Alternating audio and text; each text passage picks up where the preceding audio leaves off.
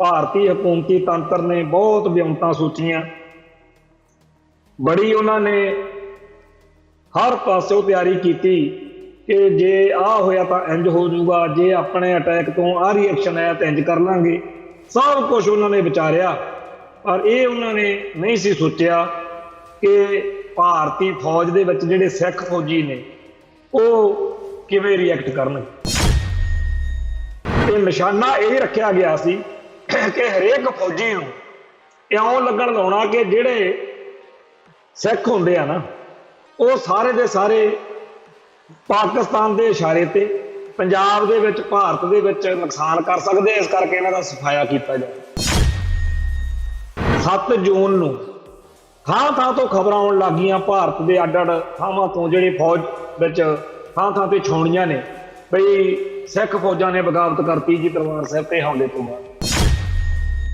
ਜਿਹੜੇ ਸਿੱਖ ਫੌਜੀਆਂ ਨੇ ਜਦੋਂ ਜੈਕਾਰੇ ਛੱਡਦਿਆਂ ਹੋਏ ਹਥਿਆਰਾਂ ਦੇ ਨਾਲ ਪੰਜਾਬ ਵੱਲ ਨੂੰ ਵਧੇ ਆ, ਬੇਸ਼ੱਕ 13 ਜਵਾਨ ਸ਼ਹੀਦ ਹੋ ਗਏ, ਪਰ ਉਹ ਸ਼ਹੀਦੀਆਂ ਨੇ ਜਾਂ ਇਹਨਾਂ ਵੀਰਾਂ ਦੀ ਇਸ ਦਲੇਰੀ ਨੇ ਸਾਰੇ ਭਾਰਤ ਦੇ ਵਿੱਚ ਜਿਹੜਾ ਸਿੱਖਾਂ ਦਾ ਕਤਲੇਆਮ ਹੋਣਾ ਸੀ ਉਹਨੂੰ ਰੋਕ। ਜਦੋਂ ਸਾਨੂੰ ਪਤਾ ਲੱਗਿਆ ਕਿ ਦਰਬਾਰ ਸਾਹਿਬ ਉੱਤੇ ਹਮਲਾ ਕਰ ਦਿੱਤਾ ਗਿਆ, ਅਕਾਲ ਤਖਤ ਸਾਹਿਬ ਢਹਿ ਢੇਰੀ ਕਰਤਾ, ਉਹ ਤਾਂ ਇੱਕ ਗੱਲ ਸੀ। ਸਾਨੂੰ ਇੱਥੇ ਕਈ ਜਿਹੜੇ ਗੈਰ ਸਿੱਖ ਖਾਸ ਤੌਰ ਤੇ ਹਿੰਦੂ ਤਵੀਏ ਸੀ, ਉਹਨਾਂ ਫੌਜੀਆਂ ਨੇ ਮਿਹੜੇ ਮਾਰੇ ਕਿ ਤੁਹਾਡਾ ਭਿੰਡਰਾਂਵਾਲਾ ਉੱਥੇ ਮਾਰ ਦਿੱਤਾ ਹੈ, ਤੁਹਾਡਾ ਆਹ ਕਰਤਾ, ਤੁਹਾਡਾ ਉਹ ਕਰਤਾ। ਉਹ ਸਾਨੂੰ ਫਿਰ ਲਾਂਬੂ ਲੱਗ ਗਏ ਤੇ ਸਾਡੇ ਕੋਲੇ ਕੋਈ ਹੋਰ ਸਾਧਨ ਨਹੀਂ ਸੀ ਬਚਿਆ। ਇਸ ਹਮਲੇ ਦੇ ਵਿੱਚ ਉਹਨਾਂ ਨੇ ਸਾਰਾ ਕੁਝ, ਸਾਰੇ ਪੱਖ ਵਿਚਾਰ ਲਏ ਵੀ ਜਦੋਂ ਆਪਾਂ ਦਰਬਾਰ ਸਾਹਿਬ ਤੇ ਹਮਲਾ ਕਰਾਂਗੇ, ਅਕਾਲ ਤਖਤ ਸਾਹਿਬ ਨੂੰ ਬੰਬਾਂ ਤੋਪਾਂ ਟੈਂਕਾਂ ਨਾਲ ਉਡਾਵਾਂਗੇ, ਹੋਰਨਾਂ ਗੁਰਦੁਆਰਿਆਂ 'ਚ ਆਹ ਕਰਾਂਗੇ, ਉਸ ਤੋਂ ਬਾਅਦ ਵਿੱਚ ਫਿਰ ਉਧਰੋਂ ਵਿਹਲੇ ਹੋ ਕੇ ਆਮ ਸਿੱਖਾਂ ਦਾ ਕਿਵੇਂ ਕਤਲੇਆਮ ਕਰਨਾ। ਹਰ ਇੱਕ ਸਿੱਖ ਦੇ ਕੰਨੀ ਪੈਂਦੀ ਸੀ ਕਿ ਭਾਈ 15 ਤੋਂ 35 ਸਾਲ ਦੀ ਸਾਰੀ ਸਿੱਖੀ ਜਿਹੜੀ ਆ ਉਹ ਖਤਮ ਕਰ ਦੇਣੀ ਆ ਫੌਜ ਨੇ। ਪਰ ਬਹੁਤ ਸਾਰੇ ਲੋਕ ਜਿਹੜੇ ਆ ਆਪਦੀਆਂ ਜਾਨਾਂ ਬਚਾਉਣ ਦੇ ਲਈ ਪਾਕਿਸਤਾਨ ਨੂੰ ਭੱਜ ਗਏ। ਬਹੁਤ ਸਾਰੇ ਲੋਕ ਜਿਹੜੇ ਆ ਉਹ ਹੋਰਨਾਂ ਪਾਸਿਆਂ ਵੱਲ ਹੱਥ ਪੱਲਾ ਮਾਰਨ ਲੱਗੇ। ਅੱਜ ਇਹ ਗੱਲ ਕਹਿਣੀ ਬੜੀ ਸੌਖੀ ਹੈ, ਇੱਕ ਲਾਈਨ 'ਚ ਕਹਿ ਦਿੰਦੇ ਆ ਬਾਰਡਰ ਕੱਟ, ਪਰ ਇਹ ਉਹਨਾਂ ਨੂੰ ਹੀ ਪਤਾ ਜਿਨ੍ਹਾਂ ਨੇ ਇਹ ਜਿਹੜਾ ਕੰਮ ਕੀਤਾ ਕਿ ਕੀ ਉਹਨਾਂ ਨੂੰ ਕੀ ਉਸ ਟਾਈਮ ਮਨ 'ਚ ਚੱਲ ਰਿਹਾ ਸੀ, ਕਿਵੇਂ ਆਪਦੀ ਜਾਨ ਬਚਾਉਣ ਲਈ ਉਹਨਾਂ ਨੇ ਇਹ ਸਰਹੱਦਾਂ ਟੱਪੀਆਂ। 1984 'ਚ ਬੇਸ਼ੱਕ ਉਹ ਹੁਕਮ ਇੰਦਰਾ ਨੇ ਦਿੱਤਾ, ਦਸਤਖਤ ਕਿਹਨੇ ਮਰਜ਼ੀ ਕੀਤੇ, ਰਾਸ਼ਟਰਪਤੀ ਜਿਹੜਾ ਮਰਜ਼ੀ ਸੀ, ਪਰ ਇਹ ਸਿੱਧੀ ਜੀ ਗੱਲ ਆ, ਇਹ ਭਾਰਤ ਦਾ ਸਿੱਖੀ ਉੱਤੇ ਹਮਲਾ ਸੀ। ਟੀਵੀ 84 ਉੱਤੇ ਪ੍ਰੋਗਰਾਮ ਖਬਰ ਦੀ ਖਬਰ ਦੇਖ ਰਹੇ ਸਾਰੇ ਦਰਸ਼ਕਾਂ ਨੂੰ ਮੈਂ ਸਰਬਜੀਤ ਸਿੰਘ ਘੁਮਾਣ ਫਤਿਹ ਅਰਜ਼ ਕਰਦਾ ਜੀ। ਵਾਹਿਗੁਰੂ ਜੀ ਕਾ ਖਾਲਸਾ, ਵਾਹਿਗੁਰੂ ਜੀ ਕੀ ਫਤਿਹ। ਜੂਨ ਦਾ ਮਹੀਨਾ ਚੱਲ ਰਿਹਾ ਤੇ ਇਹਨਾਂ ਦਿਨਾਂ ਦੇ ਵਿੱਚ ਭਾਰਤੀ ਬਹੁ ਗਿਣਤੀ ਲੋਕਾਂ ਦੀ ਜਿਹੜੀ ਸਿੱਖੀ ਅਤੇ ਸਿੱਖਾਂ ਖਿਲਾਫ ਨਫ਼ਰਤ ਆ, ਉਹਦਾ ਜਿਹੜਾ ਸਭ ਤੋਂ ਵੱਡਾ ਜਿਹੜਾ ਅਸੀਂ ਘਾਣ ਝੱਲਿਆ 1984 'ਚ, ਉਹਦੀ ਚਰਚਾ ਹਰ ਘਰ ਵਿੱਚ ਹੋ ਰਹੀ ਹੈ ਤੇ ਹਰ ਥਾਂ ਤੇ ਜਿੱਥੇ ਵੀ ਕੋਈ ਸਿੱਖ ਬੈਠਾ ਉਹ ਇਸ ਪੀੜ ਨੂੰ, ਇਸ ਸੰਤਾਪ ਨੂੰ ਝੱਲ ਰਿਹਾ। ਅੱਜ 7 ਜੂਨ ਹੋ ਚੁੱਕੀ ਆ ਤੇ 7 ਜੂਨ ਦਾ ਦਿਨ ਸਾਨੂੰ ਉਹਨਾਂ ਸੂਰਮਿਆਂ ਦੀ, ਉਹਨਾਂ ਯੋਧਿਆਂ ਦੀ ਯਾਦ ਆ ਰਹੀ ਆ ਜਿਨ੍ਹਾਂ ਦੇ ਕਰਕੇ ਅਸੀਂ ਸਮਝਦੇ ਹਾਂ ਕਿ ਸਾਡੇ ਵਰਗੇ ਅੱਜ ਤੁਹਾਡੇ ਸਾਹਮਣੇ ਆ। ਮੇਰਾ ਕਹਿਣ ਤੋਂ ਭਾਵ ਇਹ ਉਹ ਧਰਮੀ ਫੌਜੀ ਜਿਨ੍ਹਾਂ ਨੇ ਦਰਬਾਰ ਸਾਹਿਬ ਦੇ ਉੱਤੇ ਫੌਜੀ ਹਮਲੇ ਤੋਂ ਬਾਅਦ ਬਗਾਵਤ ਕੀਤੀ, ਹਥਿਆਰਬੰਦ ਹੋ ਕੇ ਮੈਦਾਨ ਵਿੱਚ ਆਏ ਤੇ ਇਹ ਸਾਰਿਆਂ ਨੂੰ ਪਤਾ ਹੈ ਕਿ ਹਮਲੇ ਤੋਂ ਪਹਿਲਾਂ ਭਾਰਤੀ ਹਕੂਮਤੀ ਤੰਤਰ ਨੇ ਬਹੁਤ ਵਿਉਂਤਾਂ ਸੋਚੀਆਂ, ਬੜੀ ਉਹਨਾਂ ਨੇ ਹਰ ਪਾਸਿਓਂ ਤਿਆਰੀ ਕੀਤੀ ਕਿ ਜੇ ਆਹ ਹੋਇਆ ਤਾਂ ਇੰਜ ਹੋ ਜਾਊਗਾ, ਜੇ ਆਪਣੇ ਅਟੈਕ ਤੋਂ ਆ ਰਿਐਕਸ਼ਨ ਆਇਆ ਤਾਂ ਇੰਜ ਕਰ ਲਾਂਗੇ। ਸਭ ਕੁਝ ਉਹਨਾਂ ਨੇ ਵਿਚਾਰਿਆ, ਪਰ ਇਹ ਉਹਨਾਂ ਨੇ ਨਹੀਂ ਸੀ ਸੋਚਿਆ ਕਿ ਭਾਰਤੀ ਫੌਜ ਦੇ ਵਿੱਚ ਜਿਹੜੇ ਸਿੱਖ ਫੌਜੀ ਨੇ ਉਹ ਕਿਵੇਂ ਰਿਐਕਟ ਕਰਨਗੇ। ਜੇ ਉਹਨਾਂ ਨੇ ਇਹ ਗੱਲ ਵਿਚਾਰੀ ਹੁੰਦੀ ਤਾਂ ਹੋ ਸਕਦਾ ਇਹਦਾ ਵੀ ਕੋਈ ਇਲਾਜ ਉਹਨਾਂ ਨੇ ਸੋਚਿਆ ਹੁੰਦਾ, ਪਰ ਹੋਇਆ ਇਹ ਕਿ ਜਿਹੜੇ ਫੌਜੀਆਂ ਨੂੰ ਪੰਜਾਬ ਵਿੱਚ ਭੇਜਿਆ ਗਿਆ ਤੇ ਜਿਨ੍ਹਾਂ ਦੀ ਇਹ ਡਿਊਟੀ ਲਾਈ ਗਈ ਕਿ ਤੁਸੀਂ 1 ਜੂਨ ਤੋਂ ਲੈ ਕੇ ਉਸ ਟਾਈਮ ਤੱਕ ਸਾਰੇ ਪੰਜਾਬ ਦੇ ਵਿੱਚ हर पिंड हर गली हर मोड़ ਦੇ ਉੱਤੇ ਪੂਰੀ ਨਾਕੇਬੰਦੀ ਕਰਨੀ ਆ, ਘੇਰਾਬੰਦੀ ਕਰਨੀ ਆ, ਜਦੋਂ ਤੱਕਰ ਦਰਬਾਰ ਸਾਹਿਬ ਤੇ ਹੋਰ ਗੁਰਦੁਆਰਾ ਸਾਹਿਬਾਨ ਜਿੱਥੇ ਜਿੱਥੇ ਫੌਜੀ ਹਮਲਾ ਹੋ ਰਿਹਾ, ਜਿੱਥੋਂ ਜਿੱਥੇ ਉੱਥੇ ਜਿਹੜਾ ਮਿੱਥੇ ਹੋਏ ਨਿਸ਼ਾਨੇ ਆ ਉਹ ਫੌਜ ਪੂਰੇ ਨਹੀਂ ਕਰ ਲੈਂਦੀ। ਮਤਲਬ ਉਹਨਾਂ ਦਾ ਇਹ ਸੀ ਕਿ ਜਦੋਂ ਦਰਬਾਰ ਸਾਹਿਬ ਕੰਪਲੈਕਸ ਪੂਰੀ ਤਰ੍ਹਾਂ ਸੀ ਕਾਬੂ ਕਰ ਲਿਆ, ਆਪਦੇ ਸ਼ਿਕੰਜੇ ਵਿੱਚ ਲੈ ਲਿਆ, ਤੇ ਉੱਥੇ ਅਸੀਂ ਮਨ ਭਾਉਂਦੇ ਨਤੀਜੇ ਕੱਢ ਲਏ, ਉਦੋਂ ਬਾਅਦ ਵਿੱਚ ਫਿਰ ਅਗਲਾ ਕੰਮ ਜਿਹੜਾ ਹੈਗਾ ਉਹ ਸ਼ੁਰੂ ਕਰਨਾ। ਉਹ ਕੰਮ ਇਹ ਸੀਗਾ ਕਿ ਸਾਰੇ ਪੰਜਾਬ ਦੇ ਵਿੱਚ ਹਰ ਪਿੰਡ ਦੇ ਵਿੱਚ ਜਿਹੜੇ 15 ਤੋਂ 35 ਸਾਲ ਤੱਕ ਦੇ ਸਿੱਖ ਨੇ ਉਹਨਾਂ ਦਾ ਖਾਤਮਾ ਕਰਨਾ। ਇਹ ਗੱਲ ਉਹਨਾਂ ਦਿਨਾਂ ਦੇ ਵਿੱਚ ਜਦੋਂ ਹਰ ਇੱਕ ਸਿੱਖ ਦੇ ਕੰਨੀ ਪੈਂਦੀ ਸੀ ਕਿ ਭਾਈ 15 ਤੋਂ 35 ਸਾਲ ਦੀ ਸਾਰੀ ਸਿੱਖੀ ਜਿਹੜੀ ਆ ਉਹ ਖਤਮ ਕਰ ਦੇਣੀ ਆ ਫੌਜ ਨੇ, ਤਾਂ ਬਹੁਤ ਸਾਰੇ ਲੋਕ ਜਿਹੜੇ ਆ ਆਪਦੀਆਂ ਜਾਨਾਂ ਬਚਾਉਣ ਦੇ ਲਈ ਪਾਕਿਸਤਾਨ ਨੂੰ ਭੱਜ ਗਏ। ਬਹੁਤ ਸਾਰੇ ਲੋਕ ਜਿਹੜੇ ਆ ਉਹ ਹੋਰਨਾਂ ਪਾਸਿਆਂ ਵੱਲ ਹੱਥ ਪੱਲਾ ਮਾਰਨ ਲੱਗੇ, ਪਰ ਇਸ ਤੋਂ ਬਚਣ ਦਾ ਕੋਈ ਰਾਹ ਦਿਖਦਾ ਨਹੀਂ ਸੀਗਾ। ਜਿਹੜਾ ਭਾਰਤੀ ਫੌਜ ਦਾ ਬਾਤਚੀਤ ਪਰਚਾ ਨਿਕਲਦਾ ਉਹਦੇ ਵਿੱਚ ਉਹ ਸਰਕੂਲਰ ਵੀ ਛਪਿਆ ਹੋਇਆ, ਜਿਹਦੇ ਵਿੱਚ ਇਹ ਗੱਲ ਸਾਫ਼ ਤੌਰ ਤੇ ਲਿਖੀ ਹੋਈ ਆ ਕਿ ਜਿਹੜੇ 15 ਤੋਂ 35 ਸਾਲ ਦੇ ਵਿਚਾਲੇ ਜਿਹੜੇ ਜਵਾਨ ਲੋਕ ਨੇ, ਜਿਹੜੇ ਅੰਮ੍ਰਿਤਧਾਰੀ ਹੁੰਦੇ ਆ, ਜਿਹੜੇ ਦੇਖਣ ਨੂੰ ਕਹਿੰਦੇ ਜੀ ਬੜੇ ਭੋਲੇ ਭਾਲੇ ਲੱਗਦੇ ਆ, ਪਰ ਅਸਲ ਵਿੱਚ ਇਹ ਬੰਦੇ ਅੱਤਵਾਦ ਕਰਨ ਤੇ ਤੁਲੇ ਹੋਏ ਨੇ। ਬਹੁਤ ਹੀ ਜ਼ਿਆਦਾ ਭੈੜੇ ਮਾੜੇ ਤੇ ਨੀਚ ਜਿਹੜੇ ਸ਼ਬਦ ਨੇ ਉਹ ਇਸ ਸਰਕੂਲਰ ਦੇ ਵਿੱਚ ਸਿੱਖਾਂ ਦੇ ਬਾਰੇ ਲਿਖੇ ਹੋਏ ਨੇ, ਤੇ ਨਿਸ਼ਾਨਾ ਇਹ ਰੱਖਿਆ ਗਿਆ ਸੀ ਕਿ ਹਰੇਕ ਫੌਜੀ ਨੂੰ ਇਉਂ ਲੱਗਣ ਲਾਉਣਾ ਕਿ ਜਿਹੜੇ ਸਿੱਖ ਹੁੰਦੇ ਆ ਨਾ ਉਹ ਸਾਰੇ ਦੇ ਸਾਰੇ ਪਾਕਿਸਤਾਨ ਦੇ ਇਸ਼ਾਰੇ ਤੇ ਪੰਜਾਬ ਦੇ ਵਿੱਚ ਭਾਰਤ ਦੇ ਵਿੱਚ ਨੁਕਸਾਨ ਕਰ ਸਕਦੇ, ਇਸ ਕਰਕੇ ਇਹਨਾਂ ਦਾ ਸਫਾਇਆ ਕੀਤਾ ਜਾਵੇ। ਸੋ ਜਿਹੜੀ ਸ਼ਬਦਾਵਲੀ ਇਸ ਮੌਕੇ ਸਾਡੇ ਅੱਖਾਂ ਦੇ ਮੇਰੇ ਬਿਲਕੁਲ ਸਾਹਮਣੇ ਆ, ਉਹ ਬਾਤਚੀਤ ਪਰਚੇ ਦਾ ਉਹ ਸਰਕੂਲਰ ਅੱਜ ਵੀ ਜਦੋਂ ਪੜ੍ਹਦੇ ਆ ਤਾਂ ਅੰਦਰ ਤੱਕਰ ਨਫ਼ਰਤ ਜੀ ਪੈਦਾ ਹੁੰਦੀ ਆ ਆਪਣੇ ਆਪ ਵੀ, ਸਾਡੇ ਬਾਰੇ ਇਹ ਲੋਕ ਕਿੰਨੀ ਘਟੀਆ ਤੇ ਨੀਚ ਸੋਚ ਰੱਖਦੇ ਸੀ, ਕਿੰਨੀ ਨਫ਼ਰਤ ਕਰਦੇ ਆ ਸਾਨੂੰ। ਸਾਡੇ ਹਰੇਕ ਸਿੱਖ ਦਾ ਇੱਕ ਸਧਾਰਨ ਜਿਹਾ ਦਿੱਖ ਵਜੋਂ ਅਕਸਵਾ ਕਿ ਜੀ ਇਹ ਜਿਹੜੇ ਆ ਦਾੜੇ ਕੇਸਾਂ ਵਾਲੇ ਹੁੰਦੇ ਆ, ਸਿਰ ਜਿਹੜਾ ਢਾਕੇ ਰੱਖਦੇ ਆ, ਤੇ ਕੁੜਤਾ ਪਜਾਮਾ ਜਾਂ ਪਹਿਰਾਵਾ ਜਿਹੜਾ ਨਾਲ ਗਾਤਰਾ ਕਿਰਪਾਨ ਹੁੰਦਾ, ਅੰਮ੍ਰਿਤਧਾਰੀ ਆ, ਕਛਹਿਰਾ ਪਾਇਆ ਹੁੰਦਾ। ਇਹ ਜਿਹੜੀਆਂ ਨਿਸ਼ਾਨੀਆਂ ਨੇ ਇਹ ਤਾਂ ਹਰੇਕ ਸਿੱਖ ਦੀਆਂ ਉਹ ਨਿਸ਼ਾਨੀਆਂ ਨੇ ਜਿਹੜੀਆਂ ਕਲਗੀਧਰ ਸ਼ਹਿਨਸ਼ਾਹ ਵੇਲੇ ਤੋਂ ਚੱਲੀਆਂ ਆਉਂਦੀਆਂ ਨੇ। ਆਮ ਇਸ ਤੋਂ ਪਹਿਲਾਂ ਗੁਰੂ ਨਾਨਕ ਪਾਤਸ਼ਾਹ ਵੇਲੇ ਤੋਂ ਸਾਬਤ ਸੂਰਤ ਹੋਣਾ ਪਹਿਲੇ ਦਿਨ ਤੋਂ ਚੱਲਿਆ ਆਇਆ। ਦਸ਼ਮੇਸ਼ ਪਾਤਸ਼ਾਹ ਨੇ ਖੰਡੇ ਬਾਟੇ ਦੀ ਪੌਲ ਸਜਾ ਕੇ ਜਦੋਂ ਖਾਲਸਾ ਸਜਾਇਆ, ਉਸ ਮੌਕੇ ਇਹ ਗੱਲ ਕਹਿਤੀ ਕਿ 5 ਕਕਾਰਾਂ ਦੇ ਵਿੱਚ ਕਛਹਿਰਾ, ਕੜਾ, ਕਿਰਪਾਨ ਇਹ ਸਾਰੇ ਜਿਹੜੇ ਆ ਪਹਿਨ ਕੇ ਰੱਖਣੇ। ਸੋ 5 ਕਕਾਰ ਪਹਿਨਣ ਦੇ ਬਾਰੇ ਜਿਵੇਂ ਮੁਗਲ ਬਾਦਸ਼ਾਹਾਂ ਦੇ ਵੇਲੇ ਸਿੱਖਾਂ ਦੇ ਖਿਲਾਫ ਹੁਕਮਨਾਮੇ ਜਾਰੀ ਹੋਏ ਆ ਵੀ ਜਿੱਥੇ ਸਿੱਖ ਮਿਲਦਾ ਵੱਢ ਦਿਓ, ਮਾਰ ਦਿਓ। 7 ਵਾਰੀ ਕਤਲੇਆਮਾਂ ਦੇ ਹੁਕਮ ਹੋਏ ਨੇ ਬਾਬਾ ਬੰਦਾ ਸਿੰਘ ਬਹਾਦਰ ਦੇ ਵੇਲੇ ਤੋਂ ਲੈ ਕੇ ਹੁਣ ਤੱਕ, ਤੇ ਇਹ ਜਿਹੜੀ ਸੀ ਕਤਲੇਆਮ 8ਵੀਂ ਵਾਰ 1984 ਚ ਇੰਦਰਾ ਨੇ ਹੁਕਮ ਦਿੱਤਾ। ਬੇਸ਼ੱਕ ਉਹ ਹੁਕਮ ਇੰਦਰਾ ਨੇ ਦਿੱਤਾ, ਦਸਤਖਤ ਕਿਹਨੇ ਮਰਜ਼ੀ ਕੀਤੇ, ਰਾਸ਼ਟਰਪਤੀ ਜਿਹੜਾ ਮਰਜ਼ੀ ਸੀ, ਪਰ ਇਹ ਸਿੱਧੀ ਜੀ ਗੱਲ ਆ, ਇਹ ਭਾਰਤ ਦਾ ਸਿੱਖੀ ਉੱਤੇ ਹਮਲਾ ਸੀ।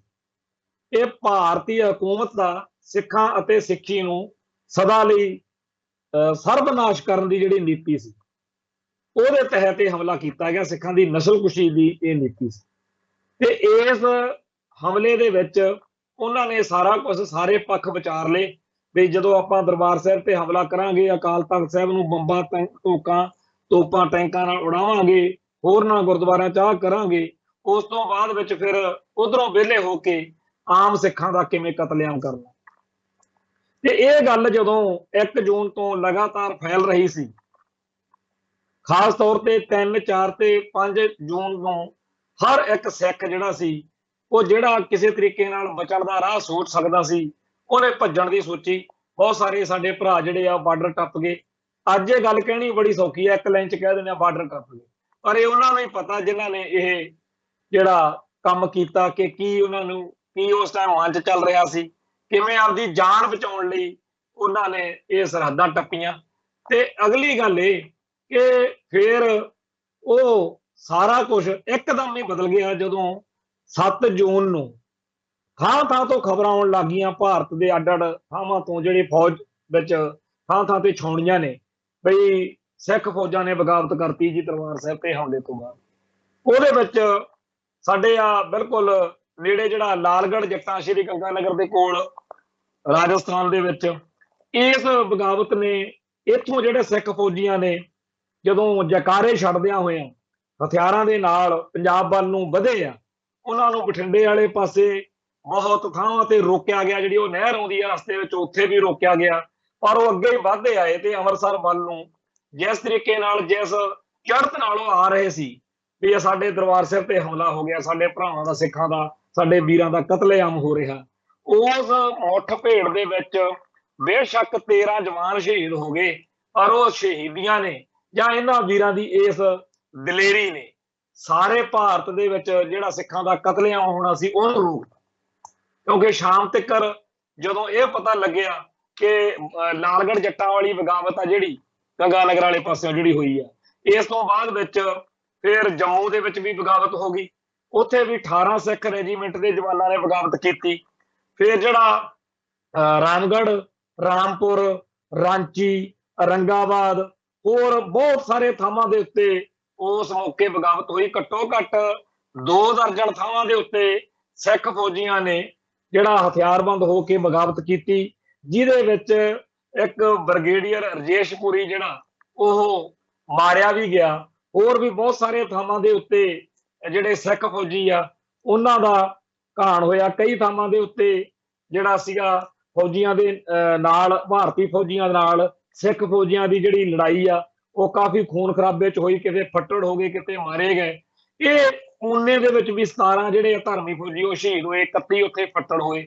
ਇਵੇਂ ਹੀ 166 ਮਾਊਂਟੇਨ ਰੈਜੀਮੈਂਟ ਦੇ ਸਿੱਖ ਜਵਾਨ ਜਿਹੜੇ ਆ ਉਹ ਬੈਰਕਾਂ ਛੱਡ ਕੇ ਬਾਗੀ ਹੋਏ। ਫਿਰ ਜਿਹੜਾ ਬਾਗਾਬਾਸਾ ਕੈਂਪ ਆ ਤ੍ਰਿਪੁਰਾ, ਉੱਥੇ ਵੀ ਬਗਾਵਤ ਹੋਈ, ਪੰਜਾਬ ਤੋਂ ਬੜੀ ਦੂਰ ਸੀ। ਤੇ ਇਵੇਂ ਹੀ ਜਿਹੜਾ ਦੇਹਰਾਦੂਨ ਦੇ ਵਿੱਚ ਜਾਂ ਇਧਰ ਨਾਲ ਜੰਮੂ ਕਸ਼ਮੀਰ ਦੇ ਵਿੱਚ ਜਿੱਥੇ ਜਿੱਥੇ ਵੀ ਪਤਾ ਲੱਗੀ ਗਿਆ ਉੱਥੇ ਉੱਥੇ ਬਗਾਵਤ ਹੁੰਦੀ ਗਈ। ਤੇ ਜਦੋਂ ਬਾਅਦ ਵਿੱਚ ਇਹ ਗੱਲਾਂ ਖੁੱਲੀਆਂ, ਇਨਕੁਆਰੀਆਂ ਹੋਈਆਂ ਤੇ ਉਹਨਾਂ ਸਿੱਖ ਫੌਜੀਆਂ ਨੂੰ ਪੁੱਛਿਆ ਗਿਆ ਵੀ ਤੁਸੀਂ ਇਹ ਕੰਮ ਕਿਉਂ ਕੀਤਾ, ਤਾਂ ਹਰੇਕ ਨੇ ਇੱਕੋ ਗੱਲ ਕਹੀ ਕਿ ਜਦੋਂ ਸਾਨੂੰ ਪਤਾ ਲੱਗਿਆ ਕਿ ਦਰਬਾਰ ਸਾਹਿਬ ਉੱਤੇ ਹਮਲਾ ਕਰ ਦਿੱਤਾ ਗਿਆ, ਅਕਾਲ ਤਖਤ ਸਾਹਿਬ ਢਹਿ ਢੇਰੀ ਕਰਤਾ, ਉਹ ਤਾਂ ਇੱਕ ਗੱਲ ਸੀ। ਸਾਨੂੰ ਇੱਥੇ ਕਈ ਜਿਹੜੇ ਗੈਰ ਸਿੱਖ ਖਾਸ ਤੌਰ ਤੇ ਹਿੰਦੂ ਤਵੀਏ ਸੀ, ਉਹਨਾਂ ਫੌਜੀਆਂ ਨੇ ਮਿਹੜੇ ਮਾਰੇ ਕਿ ਤੁਹਾਡਾ ਭਿੰਡਰਾਂਵਾਲਾ ਉੱਥੇ ਮਾਰ ਦਿੱਤਾ ਹੈ, ਤੁਹਾਡਾ ਆਹ ਕਰਤਾ, ਤੁਹਾਡਾ ਉਹ ਕਰਤਾ। ਉਹ ਸਾਨੂੰ ਫਿਰ ਲਾਂਬੂ ਲੱਗ ਗਏ। ਤੋਂ ਸਾਡੇ ਕੋਲੇ ਕੋਈ ਹੋਰ ਸਾਧਨ ਨਹੀਂ ਸੀ ਬਚਿਆ, ਕਿਉਂਕਿ ਅਸੀਂ ਜਿਸ ਸਾਹਿਬ ਸ੍ਰੀ ਗੁਰੂ ਗ੍ਰੰਥ ਸਾਹਿਬ ਜੀ ਦੀ ਪਰਣ ਕਰਦੇ ਹਾਂ, ਸਹੁੰ ਚੱਕਦੇ ਹਾਂ ਫੌਜ ਵਿੱਚ, ਜਿਸ ਅਸੀਂ ਧਰਮ ਦੀ ਸਹੁੰ ਚੱਕਦੇ ਹਾਂ, ਸਾਡੇ ਧਰਮ ਉੱਤੇ, ਸਾਡੇ ਧਰਮ ਸਥਾਨ ਉੱਤੇ ਜਦੋਂ ਹਮਲਾ ਹੋ ਗਿਆ, ਫਿਰ ਸਾਡੇ ਕੋਲੋਂ ਜੋ ਸਰਦਾ ਸੀ ਅਸੀਂ ਉਹ ਕੀਤਾ ਤੇ ਸਾਨੂੰ ਇਹ ਤੇ ਫਖਰ ਹੈ। ਜਿਹੜੇ ਸਿੱਖ ਫੌਜੀਆਂ ਨੇ ਉਸ ਮੌਕੇ ਧਰਮ ਨਿਭਾਇਆ, ਉਹਨਾਂ ਨੂੰ ਇੱਕ ਬਹੁਤ ਵੱਡਾ ਰੁਤਬਾ ਦਿੱਤਾ ਸਾਡੀ ਕੌਮ ਨੇ, ਧਰਮੀ ਫੌਜੀ। ਬਹੁਤ ਵਧੀਆ ਲੱਗਦਾ ਜਦੋਂ ਕਿਤੇ ਕਿਸੇ ਸਭਾ ਸਮਾਗਮ 'ਚ ਪੰਜਾਬ ਦੇ ਵਿੱਚ ਅੱਡ ਅੱਡ ਥਾਵਾਂ ਦੇ ਉੱਤੇ ਪ੍ਰੋਗਰਾਮਾਂ ਦੇ ਵਿੱਚ ਜਾਈਦਾ, ਜਦੋਂ ਕੋਈ ਦੱਸਦੇ ਆ ਕਿ ਆਹ ਵੀ ਸਿੰਘ ਉਹਨਾਂ ਚੋਂ ਆ ਭਾਈ ਜਿਨ੍ਹਾਂ ਨੇ ਧਰਮੀ ਫੌਜੀਆਂ ਨੇ ਬਗਾਵਤ ਕੀਤੀ ਸੀ, ਤਾਂ ਬੜਾ ਵਧੀਆ ਲੱਗਦਾ। ਪਰ ਇੱਥੇ ਨਾਲ ਹੀ ਅਫਸੋਸ ਵਾਲੀ ਗੱਲ ਹੈ ਬਈ ਸਾਡੀ ਕੌਮ ਨੇ ਜਿਸ ਤਰੀਕੇ ਦਾ ਇਹਨਾਂ ਨੂੰ ਮਾਣ ਸਨਮਾਨ ਚਾਹੀਦਾ ਸੀ ਉਵੇਂ ਅਸੀਂ ਦਿੱਤਾ ਨਹੀਂ। ਕਈ ਪੱਖ ਨੇ ਜਿਹੜੇ ਸਾਡੇ ਅਜੇ ਕੰਮ ਕਰਨ ਵਾਲੇ ਰਹਿੰਦੇ ਆ। ਜਦੋਂ ਮੈਂ ਜੂਨ 1984 ਦੇ ਸ਼ਹੀਦਾਂ ਦੀ ਡਾਇਰੈਕਟਰੀ ਤਿਆਰ ਕੀਤੀ ਹੈ, ਉਹਦੇ ਵਿੱਚ ਜਦੋਂ ਇਹ ਪਤਾ ਲੱਗਿਆ ਕਿ ਕਾਰ ਸੇਵਾ ਵਾਲੇ ਸਿੰਘਾਂ ਨੇ ਕਮਾਲ ਕੀਤੀ ਹੈ, ਤਾਂ ਉਦੋਂ ਵੀ ਇਹ ਮਨ 'ਚ ਖਿਆਲ ਆਇਆ ਤੇ ਬਾਬਾ ਨਰਿੰਦਰ ਸਿੰਘ ਜੀ ਜਿਹੜੇ ਕਿ ਬਾਬਾ ਸ਼ੀਸ਼ਾ ਸਿੰਘ ਹਜ਼ੂਰ ਸਾਹਿਬ ਵਾਲਿਆਂ ਦੇ ਥਾਂ ਦੇ ਉੱਤੇ ਸੇਵਾ ਕਰਦੇ ਆ, ਉਹਨਾਂ ਦਾ ਇੱਕ ਕਰੀਬੀ ਜਿਹੜਾ ਉਹਨਾਂ 35 ਸਿੰਘਾਂ ਚੋਂ ਜਿਹੜੇ ਇੱਥੇ ਆ ਕੇ ਸ਼ਹੀਦੀਆਂ ਪਾ ਗਏ ਆ, 30 ਜਣੇ ਸ਼ਹੀਦ ਹੋਏ ਆ, 5 ਜਣੇ ਬਚੇ ਆ। ਉਹਨਾਂ ਚੋਂ ਵੀਰ ਭਗਵਾਨ ਸਿੰਘ ਆ ਜਿਹੜਾ ਜਲੰਧਰ ਵਾਲਾ, ਜਿਹਦੀ ਮੈਂ ਅਕਸਰ ਗੱਲ ਕਰਦਾ ਰਹਿਣਾ। ਕੱਲ ਵੀ ਦਰਬਾਰ ਸਾਹਿਬ ਵਿੱਚ ਜਦੋਂ ਘੱਲੂਘਾਰਾ ਦਿਹਾੜਾ ਮਨਾਇਆ ਗਿਆ, ਉੱਥੇ ਮੇਰੇ ਨਾਲ ਹੀ ਉਹ ਅਸੀਂ ਬੈਠੇ ਰਹੇ, ਦੋਨੇ ਭਰਾ ਗੱਲਾਂ ਕਰਦੇ ਰਹੇ। ਤਾਂ ਮੈਂ ਉਹਨੂੰ ਵੀ ਇਹ ਗੱਲ ਬੇਨਤੀ ਕੀਤੀ ਸੀ, ਮੈਂ ਕਿਹਾ ਤੁਸੀਂ ਅੰਮ੍ਰਿਤਸਰ ਸ਼ਹਿਰ ਦੇ ਵਿੱਚ ਇੱਕ ਇਹੋ ਜਿਹਾ ਸਥਾਨ ਬਣਾਓ ਜਿੱਥੇ ਕਾਰ ਸੇਵਾ ਵਾਲੇ ਉਹਨਾਂ ਸ਼ਹੀਦਾਂ ਦੀ ਯਾਦ ਵਿੱਚ ਸੰਗਤਾਂ ਨੂੰ ਪਤਾ ਲੱਗੇ ਕਿ ਜਿਹੜੇ ਇਹ ਕੱਲੀਆਂ ਬਿਲਡਿੰਗਾਂ ਬਣਾਉਣ ਵਾਲੇ ਨਹੀਂ ਹੈਗੇ, ਇਹ ਜਿਹੜੇ ਕਾਰ ਸੇਵਾ ਵਾਲੇ ਆ, ਇਹਨਾਂ ਨੇ ਵੀ ਜੂਨ 84 ਨੂੰ ਜੌਹਰ ਦਿਖਾਏ ਆ, ਇਹਨਾਂ ਨੇ ਵੀ ਸਿੱਖੀ ਲਈ, ਧਰਮ ਲਈ, ਕੌਮ ਲਈ ਕੁਝ ਕੀਤਾ। ਤੇ ਇਹ ਸਾਡੀ ਚਰਚਾ ਕੱਲ ਚੱਲਦੀ ਰਹੀ। मतलब ਤਾਂ ਕੱਲਾ ਇੰਨਾ ਕਹਿਣਾ ਕਿ ਉਹਨਾਂ ਨੂੰ ਰੈਕੋਗਨਾਈਜੇਸ਼ਨ ਮਿਲੇ, ਉਹਨਾਂ ਦਾ ਪਤਾ ਲੱਗੇ ਕਿ ਯਾਰ ਇਹ ਕਾਰ ਸੇਵਾ ਵਾਲਿਆਂ ਨੇ ਵੀ ਪੰਥ ਲਈ ਸੇਵਾ ਕੀਤੀ। ਇਵੇਂ ਦੀ ਹੋਈ ਇੱਕ ਸਾਨੂੰ ਹੋਰ ਜਿਹੜੀ ਗੱਲ ਪੰਥ ਨੂੰ ਕਰਨ ਦੀ ਲੋੜ ਆ, ਉਹ ਹੈ ਧਰਮੀ ਫੌਜੀਆਂ ਦਾ ਸਨਮਾਨ। ਉਹ ਸਨਮਾਨ ਇੱਕ ਤਾਂ ਨਿੱਜੀ ਤੌਰ ਤੇ ਚਲੋ ਉਹਨਾਂ ਦਾ ਬਣਦਾ, ਬਹੁਤ ਸਾਰਿਆਂ ਨੂੰ ਨੌਕਰੀਆਂ ਵੀ ਦਿੱਤੀਆਂ ਗਈਆਂ, ਬਹੁਤ ਸਾਰਿਆਂ ਨੂੰ ਐਡਜਸਟ ਕੀਤਾ ਗਿਆ, ਪਰ ਅਜੇ ਵੀ ਬਹੁਤ ਸਾਰੇ ਇਹੋ ਜਿਹੇ ਭੈਣ ਭਰਾ ਸਾਡੇ ਹੈਗੇ ਆ ਧਰਮੀ ਫੌਜੀਆਂ ਦੇ ਵਿੱਚੋਂ ਜਿਨ੍ਹਾਂ ਦੀਆਂ ਲੋੜਾਂ ਵੱਲ ਸਾਨੂੰ ਧਿਆਨ ਦੇਣਾ ਚਾਹੀਦਾ। ਪਰ ਇਸ ਤੋਂ ਜਿਹੜੀ ਖਾਸ ਗੱਲ ਆ, ਜਿਹੜੀ ਕਰਨ ਵਾਲੀ ਗੱਲ ਆ, ਉਹ ਇਹ ਹੈ ਕਿ ਅੰਮ੍ਰਿਤਸਰ ਦੇ ਵਿੱਚ ਹੀ ਇੱਕ ਵੱਖਰਾ ਜਿਹੜਾ ਹੈਗਾ ਸਾਨੂੰ ਸਥਾਨ, ਜਿੱਥੇ ਇਹਨਾਂ ਸ਼ਹੀਦ ਫੌਜੀਆਂ ਦੇ ਬਾਰੇ, ਇਹਨਾਂ ਧਾਰਮਿਕ ਫੌਜੀਆਂ ਦੇ ਬਾਰੇ ਪੂਰੀ ਫੁੱਲ ਜਾੜੀ ਜਾਣਕਾਰੀ ਵਾਲਾ ਇੱਕ ਉੱਤੇ ਕਿਤਾਬਚਾ ਰੱਖਿਆ ਹੋਵੇ, ਜਿੰਨੀਆਂ ਬੋਲੀਆਂ 'ਚ ਵੱਧ ਤੋਂ ਵੱਧ ਛਾਪ ਕੇ ਰੱਖਿਆ ਹੋਵੇ, ਸਾਰਿਆਂ ਦੀਆਂ ਫੋਟੋਆਂ ਲੱਗੀਆਂ ਹੋਣ, ਉਹਨਾਂ ਦੇ ਨਾਂ ਪਤੇ ਲਿਖੇ ਹੋਣ। ਧਾਰਮਿਕ ਫੌਜੀਆਂ ਦੀ ਯਾਦਗਾਰ ਬਣਾਉਣ ਦੀ ਲੋੜ ਆ, ਤਾਂ ਕਿ ਜਦੋਂ ਵੀ ਕਿਤੇ ਇਹਨਾਂ ਦੇ ਵਾਰਸ ਆਉਣ, ਉਹ ਆ ਕੇ ਦੇਖਣ ਤੇ ਕਹਿਣ ਕਿ ਆਹ ਦੇਖੋ, ਆ ਸਾਡੇ ਮਾਮਾ ਜੀ ਸੀ, ਆ ਸਾਡਾ ਮਾਸੜ ਹੁੰਦਾ ਸੀ, ਆ ਸਾਡੇ ਚਾਚਾ ਜੀ ਹੈ, ਇਹਨਾਂ ਨੇ ਉਦੋਂ 1984 ਦੇ ਵਿੱਚ ਬਗਾਵਤ ਕੀਤੀ। ਤੇ ਉਹਨਾਂ ਦੇ ਖਾਨਦਾਨ ਦੇ ਵਿੱਚ ਇਹ ਫਿਰ ਕਿਣਗ, ਇਹ ਪ੍ਰੇਰਨਾ ਉਹਨਾਂ ਨੂੰ ਸਦਾ ਲਈ ਧਰਮ ਨਾਲ ਜੋੜੀ ਰੱਖੂਗੀ।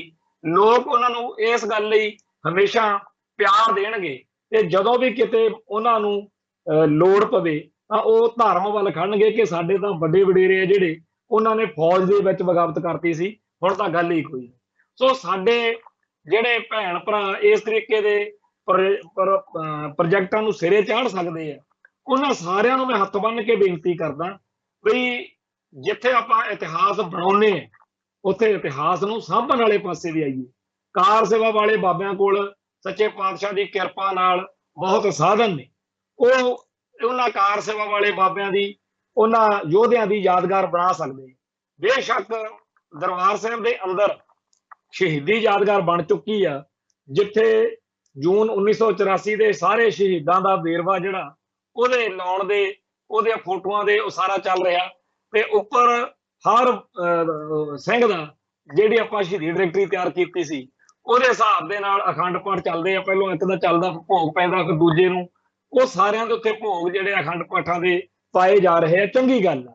ਪਰ ਗੱਲ ਫਿਰ ਉਹੀ ਆ ਜਾਂਦੀ ਆ ਕਿ ਦਰਬਾਰ ਸਾਹਿਬ ਤੋਂ ਬਾਹਰ ਇਹਨਾਂ ਕਾਰ ਸੇਵਾ ਵਾਲੇ ਬਾਬਿਆਂ ਦੀ ਯਾਦ ਵਿੱਚ ਇੱਕ ਸਥਾਨ ਹੋਵੇ, ਬੇਸ਼ੱਕ ਕੋਈ ਸਰਾਂ ਹੀ ਬਣਾ ਲਓ, ਉਹਦੇ ਵਿੱਚ ਇੱਕ 2 ਮੰਜ਼ਿਲਾ 3 ਮੰਜ਼ਿਲਾ ਸਰਾਂ ਦੀਆਂ ਬਣਾਓ, ਜਿੱਥੇ ਜਿਹੜੇ ਹੈਗੇ ਲੋਕ ਯਾਤਰੂ ਆ ਕੇ ਠਹਿਰ ਸਕਣ, ਤੇ ਉੱਪਰਲੀ ਮੰਜ਼ਿਲ ਦੇ ਉੱਤੇ ਜਿਹੜਾ ਇਹਨਾਂ ਸਾਰਿਆਂ ਦੀਆਂ ਫੋਟੋਆਂ, ਇਹਨਾਂ ਦੇ ਬਾਰੇ ਵੇਰਵੇ ਛਾਪ ਕੇ ਉੱਥੇ ਰੱਖੇ ਜਾਣ।